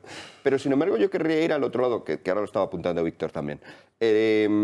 Porque el resultado de que este grupo esté así es que hay otro grupo que también está muy mal, que es el grupo de los jóvenes. El grupo de los jóvenes, y se dirá, ¿y por qué está mal si ellos no tienen la discriminación a la entrada? Pues un poco por lo que habéis descrito los dos, ¿no? Es decir, echan a personas mayores pues porque tienen contratos de más tiempo, mayor antigüedad, con unas condiciones también pues que comparativamente son o eran, antes de que les echen, claro, mejores que aquellos a quienes contratan. Y a quienes contratan a personas jóvenes, con contratos precarios, con contratos de sueldos muy bajos y con una situación, por lo tanto, para esas personas jóvenes, que es verdad, acceden a un empleo, pero acceden a un empleo sin posibilidad de estabilizar su vida, sin posibilidad de crear una familia, sin posibilidad de plantearse a largo plazo nada, porque como es un contrato precario y un contrato de pocos meses, pues lo que hemos dicho antes, no te vas a lanzar a comprar una casa, no te vas a lanzar ni siquiera a veces a independizarte de tus padres y tener un alquiler porque es que no sabes dónde vas a estar dentro de 6 meses. Esa situación, por lo tanto, es mala para un grupo, para el de los mayores a los cuales se desprecia y no se aprovecha el trabajo, lo que habéis dicho, pero es también mala para esas nuevas generaciones y de rebote, voy a hacer un tirabuzón mayor, a su vez es mala también para las generaciones mayores, que son los padres de los otros. Es decir, padres que ven que sus hijos no se pueden independizar, padres que ven que sus hijos no pueden tener un futuro y un proyecto de vida, padres que ven que sus hijos no pueden tener una familia. ¿Qué hay más hermoso para un padre que ver que sus hijos pueden ya tener un trabajo digno y que sus hijos ya pueden tener un proyecto autónomo, como se ha tenido siempre, efectivamente, desde toda la historia? Esa situación de una juventud precaria, de una juventud mal pagada, de una juventud sin poder tener proyecto de vida y por lo tanto sin poder tener familia, sin poder tener su propia responsabilidad sobre lo que es su vida plenamente, es algo que está destrozando España. Claro, esa sustitución que estábamos explicando, si tienes un proceso productivo, y si eres capaz de sustituir piezas del proceso productivo, y perdonadme porque las personas no son piezas, pero lo estoy haciendo por piezas más baratas, por lo tanto tienes un mayor retorno desde el punto de vista de inversión. Y esto lo que te está haciendo es sintetizar 40 años de políticas económicas en este país equivocadas, que nos llevan a dígitos de paros por encima del 10% de manera sistemática, con problemas estructurales gravísimos que nadie ha abordado. Si en este país fuéramos capaces de crear un ecosistema donde la demanda de puestos de trabajo fuese superior a la oferta, estos problemas de las prejubilaciones de los jóvenes desaparecían. Entonces, la mayor responsabilidad, y yo lo he dicho muchas veces, que tiene un gobierno es generar las condiciones para que los españoles tengan puestos de trabajo, porque el trabajo, todo trabajo, desde el más humilde, dignifica a la persona. Y es igual de indigno el señor que está barriendo, perdonadme, una calle que el presidente del banco que queráis. Exactamente igual es un digno de trabajo. Entonces, lo que tenemos que hacer es, si no hemos sido capaces, ¿por qué Alemania tiene un paro que no supera el 4%? El 3, exacto. Bueno, en la pandemia estuvo en el 4. Pero, ¿por qué? Porque ha tomado políticas económicas adecuadas. Dice, oye, que los españoles trabajamos más, somos más listos, somos más divertidos y tenemos mejor tiempo. Creemos las condiciones, y esto no se trata de inventar la rueda, se trata de copiar los modelos que han funcionado en el mundo occidental. Y cuando hagamos eso, podremos pagar y nuestros jóvenes podrán ganar más dinero porque habrá una mayor demanda. Si lo que nos empeñamos es en subvenciones, en pervertir el sistema y convertir a ciudadanos dependientes en vez de ciudadanos libres, que se puedan emancipar del Estado y que puedan exigir al Estado, porque el Estado es mercenario de los españoles, no los españoles mercenarios del Estado español. Vamos a ver. Estados Unidos es al 3% el paro, ¿no? Ahora mismo. Os doy un dato, varios datos. Estados Unidos, paro 3,5%. Alemania, paro 3%. Estados Unidos, tasa de ocupación. ¿Qué se llama tasa de ocupación? Dividir el número de personas que trabajan sobre el total de la población. Porcentaje, ¿cuántos trabajan? El 49% en Estados Unidos. España, 12% de paro, tasa de ocupación el 42%. Alemania, 3%, es decir, lo mismo que Estados Unidos, tasa de ocupación el 53,8%. ¿Qué ha hecho Alemania diferente con respecto a Estados Unidos o con respecto a España? Primero, fijaros, un 11%, 42 contra 53, es el 11% de la población en Alemania de 80 y tantos millones, 8 millones más trabajando que el 42% nosotros. Con lo cual, lo que hay que buscar son reformas estructurales que permitan, de verdad, crear empleo. Es decir, lo que no podemos tener es una población activa que pese un 36%, que es la que busca, la que quiere trabajar, un 36%, cuando en el resto la población activa está en el 42%. Pero no hay remedios milagrosos, ¿eh? ¿Sí? O sea, Alemania, ¿qué ha hecho para que pase eso? 70.000 cosas distintas que España. Por supuesto. No una, ¿eh? No. Pero por ejemplo, en el tema educativo no tiene nada que ver. Lo que estoy diciendo es que habrá que mirar... En fomentar que la gente mejore en vez de que la gente se conforme. O sea, son 70.000 cosas. Te doy otro dato. Es decir, Países Bajos, 53% de tasa de ocupación. Se parece mucho en eso. Mucho. Si te vas a Dinamarca, un 51. Si te vas a Suecia, un 52. Todos están por encima del 50. Inglaterra y nosotros o Gran Bretaña, no lo he mirado. Pues tampoco estaría muy mal, porque también ha hecho muchas cosas. Pero pero fíjate, yo ahí quiero meter un punto de esperanza. Nosotros, vuelvo a decir, crisis dura y profunda. No va a haber una salida no traumática de la situación en la que nos va a dejar este gobierno. Vamos a sufrir mucho los españoles. Pero si Alemania, país destruido en la Segunda Guerra Mundial, todo su sistema productivo aniquilado, Reino Unido, el gran vencedor, su sistema productivo más o menos intacto, salvo los bombardeos esporádicos que hubo, los cubos duros, hubo muchos, pero recibió muchísimos más fondos que lo que recibió con el Plan Marshall a Alemania. Alemania se convirtió en el motor de Europa.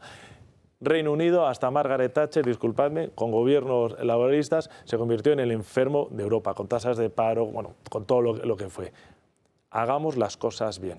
Hagamos las cosas bien. Si es que ya sabemos dónde nos han llevado 40 años de política socialdemócrata. Pero a este estamos punto, yendo a ¿dónde peor, estamos? Lo malo de eso que dices es así de simple, pero objetivamente España está yendo a peor desde hace un tiempo y a una velocidad de vértigo.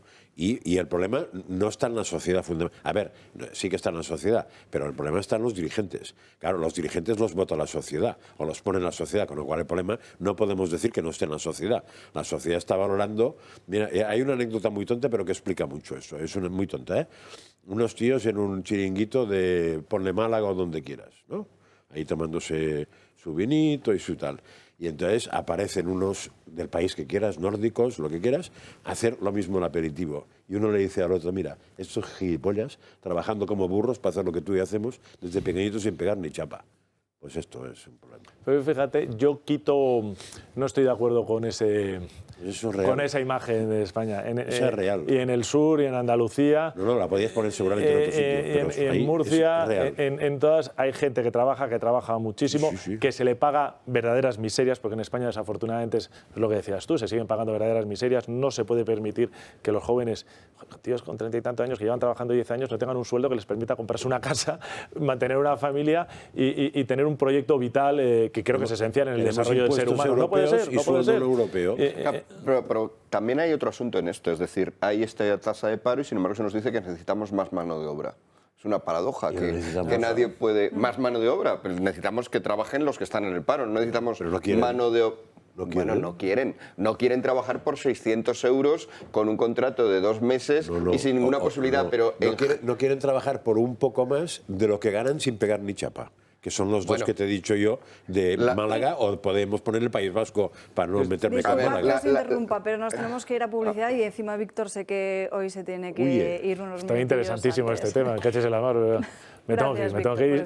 Voy a comer las alcachofas, que no me habéis dado antes. Lo sé, y para eso nos vamos a la última pausa de publicidad del día de hoy.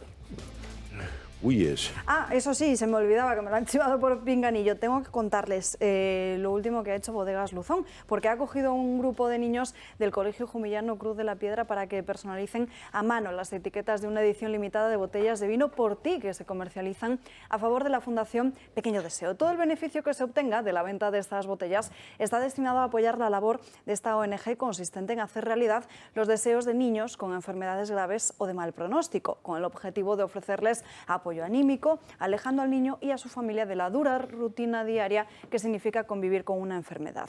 A esta acción de apoyo a la Fundación Pequeño Deseo se han unido personalidades como el actor murciano Carlos Santos, la actriz Candela Peña, los presentadores de televisión Carlos Latre y Antonio Hidalgo, entre otras muchas personas que han visto en esta iniciativa una forma única de hacer cumplir la mayor cantidad de deseos posibles. El vino Portí nació como un homenaje a nuestros seres queridos, en especial a los hijos, y dedicado a los que vendrán, sucediéndonos también. Las botellas únicas y limitadas están a la venta a través de la tienda de la bodega en internet www.tiendaluzon.com. 2 minutos y seguimos.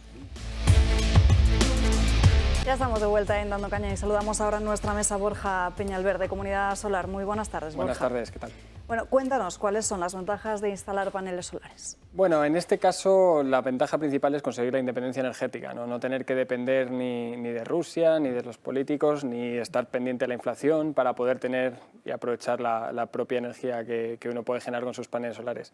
En este caso es importante distinguir 2 tipos de instalaciones que se pueden realizar, ¿no? Está la instalación típica, como la que se ve en las imágenes, de gente que tiene un tejado disponible, que tiene buen sol, que puede instalar sus propios paneles solares, pero también existe la posibilidad de contratar lo que se llama el autoconsumo remoto, ¿no? Que es básicamente adquirir los derechos de producción de parte de uno de nuestros parques de generación para poder disfrutar de esa energía, aunque no tengas un tejado de instalar paneles solares.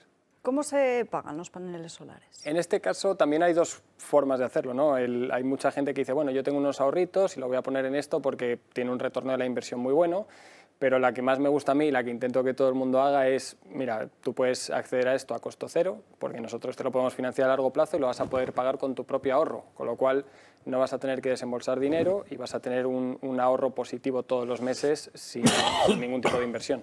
Y si alguna persona que nos esté viendo dice, claro, pero es que yo no tengo tejado. Claro, en ese caso es lo que comentábamos, ¿no? Tienes que acceder al autoconsumo remoto, es la opción esta que vamos a lanzar ahora en diciembre.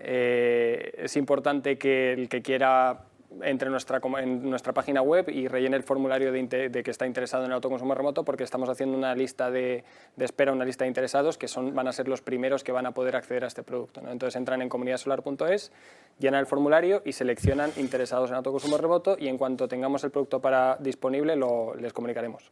Hay mucha gente que nos pregunta, tengo una casa en el pueblo o una casa de verano, ¿me compensa? Ahora sí compensa, antes no, porque claro, uno decía, joder, si no estoy en la casa, pues no voy a poder autoconsumir la energía, ¿y qué pasa con esa energía, ¿no?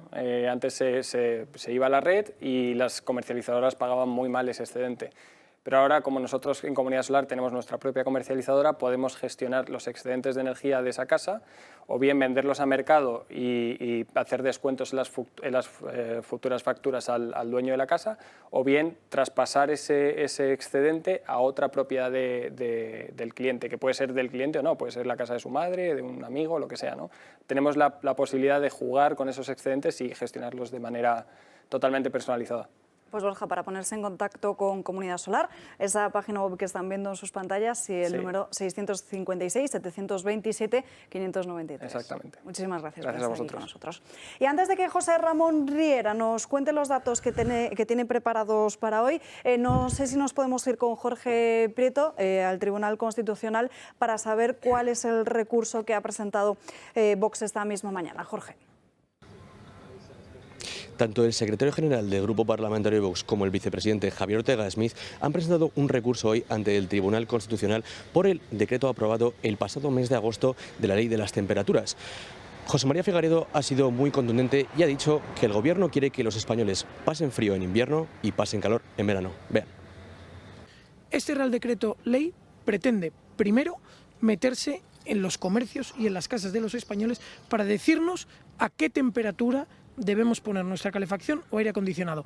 El Gobierno quiere decirles a los españoles si tienen que pasar frío en invierno y calor en verano. Está motivado por un ataque frontal a la libertad de circulación y desplazamiento de los españoles. Los transportistas les ponen más palos en la rueda. Un sector que precisamente este domingo irá a la huelga para protestar contra las medidas absolutamente nocivas del Gobierno.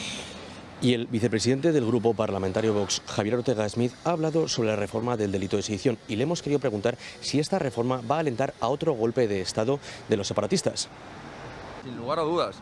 Y además los fugados golpistas como Puigdemont y compañía estarán dispuestos a volver porque saben que pasarán un mero trámite judicial, entrarán en prisión 2 días para hacerse las víctimas y volverán a alentar la supuesta rebelión de los países catalán. Pero allí estaremos nosotros. Y mire, estaremos en las instituciones, estaremos en los tribunales, pero también estaremos en las calles, porque si se creen los golpistas que ellos son los amos de las calles a la hora de movilizar, no saben la capacidad que tiene el pueblo español, especialmente el pueblo que vive en Cataluña, el pueblo español que vive en Cataluña, pisoteado por los abusos totalitarios del separatismo.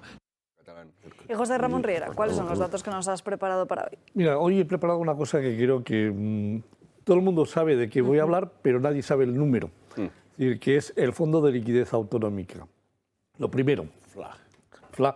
Es decir, existe y todavía funciona. Es decir, que esto fue un mecanismo que creó Mariano Rajoy en el 2012 por un tema muy concreto. Es decir, las comunidades autónomas que necesitaban dinero, llegó un momento que nadie les podía prestar dinero porque eran bonos basura. Y entonces, para evitar la quiebra del sistema autonómico, lo que creó fue el Fondo de Liquidez Autonómica, que definitivamente no es otra cosa que el ICO, es decir, pide dinero prestado, es decir, lo coge y se lo presta a las comunidades autónomas para que éstas empiecen, para que no tengan problemas de financiación. En el 2012, es decir, se ceden desde el ICO a las comunidades autónomas solo en un año 34.329 millones de euros. ¿Y cuándo tienen que devolverlo? Porque es un préstamo, ¿hay un plazo establecido? Ninguno. Es que esto es esa es la gracia, esa es la desgracia que tiene este tema. Ahí podemos ver, si en la televisión podemos ver qué pasó, de los 34.000, quiénes fueron los 3. Bueno, he puesto 4, porque uno casi no recibió prácticamente nada, es decir, que fueron Andalucía, que se llevó casi 5.500 millones, Cataluña 8.700 millones, la Comunidad Valenciana 8.200 y Madrid recibió 1.257 millones. Ahora, el 30 de junio, que es el último dato del que se dispone oficialmente, de los 34.000 millones se ha pasado a 180.000 millones de euros. En el 2015, que hubo un paso intermedio, se llegó a los 125.000 millones. Entre el 2012 y el 2015 y se incrementó en casi 93.000 millones de euros los préstamos. Del 2015 hasta la fecha de hoy se han incrementado otros 50.000 millones. Hoy las comunidades deben 180.000 millones, pero fijaros lo espectacular. Entre Andalucía, que debe 26.000 millones, Cataluña, que debe 69.000 millones, y la Comunidad Valenciana, que debe casi 45.000 millones, entre las tres, Madrid no debe nada, junto con Navarra y País Vasco, porque en Navarra y País Vasco nunca se llegaron a pedir de ningún euro. Madrid es la única que ha amortizado el 100% de su deuda. Entre esas tres comunidades deben el 78% de los 180.000 millones. Y lo que es peor, mes a mes incrementándose, poquito, o sea, ya se incrementa poco, pero Cataluña no tiene ningún interés en acudir a los mercados a pedir un euro. Llama al ICO, levanta el teléfono, mándame 2.000. Es decir, llama a la Comunidad Valenciana, mándame 1.500. Es decir, y así vamos incrementando y nunca devolviendo. Aquí el gran tema es, ¿y si mañana nos dice Europa, señores del Estado central, ustedes no se pueden ya, en estos momentos, pedir más dinero? Dice el Estado central, a ver, comunidades que me deben dinero, devuélvanmelo. Lo dice Europa o lo dicen los mercados que dicen, o lo dicen los mercados. Bueno, basura es España porque debes todo eso y no te deben duro. Claro. Efectivamente. Entonces, esos 180.000 millones que deben están en las cuentas de la deuda de las comunidades autónomas, que a cierre del 21 debían 312.000 millones y a 30 de junio de este año deben 316.000 millones. Solo se han incrementado en 4.000 millones esa deuda. Por favor. Sí, una pregunta. ¿Cómo se podría hacer, alguna solución, ¿no?, por sacarnos de aquí? ¿Cómo se podría hacer para que empezaran a devolver? El 70% de las comunidades autónomas están devolviendo. Han empezado a devolver. ¿Por qué? Porque muchas de ellas, aprovechando la coyuntura de los ingresos extras de que les están llegando a través de los impuestos directos e indirectos, no nos olvidemos que la financiación autonómica, el 50% aproximadamente de los ingresos del Estado de directos e indirectos se transmiten a las comunidades autónomas en un modelo determinado de reparto. Las comunidades autónomas que son capaces de gestionar y corregir y mantener bien sus gastos están aprovechando el momento para devolver dinero al FLA. ¿Por qué? Porque no lo necesitan y se están quitando intereses. Muy bajitos, pero se están quitando intereses. ¿Qué es lo que hay que hacer? Lo primero, no permitir más deuda. Más deuda. El que debe no se le da un duro más. Y hasta aquí el programa de hoy. Muchísimas gracias a todos por acompañarnos a lo largo de esta mañana en Dando Caña. Les espera Julio Eriza con José Javier Esparza y Xabier Orcajo esta noche en la zona de Barcelona. Y ahora Ana Gullo con Abre los Ojos. Nosotros nos despedimos hasta el lunes a las 12 en Dando Caña. Que tengan un feliz fin de semana. Para seguir informados, ya lo saben, el Telegram de Julio Eriza al Toro y Rebelión en la Granja. Hasta el lunes.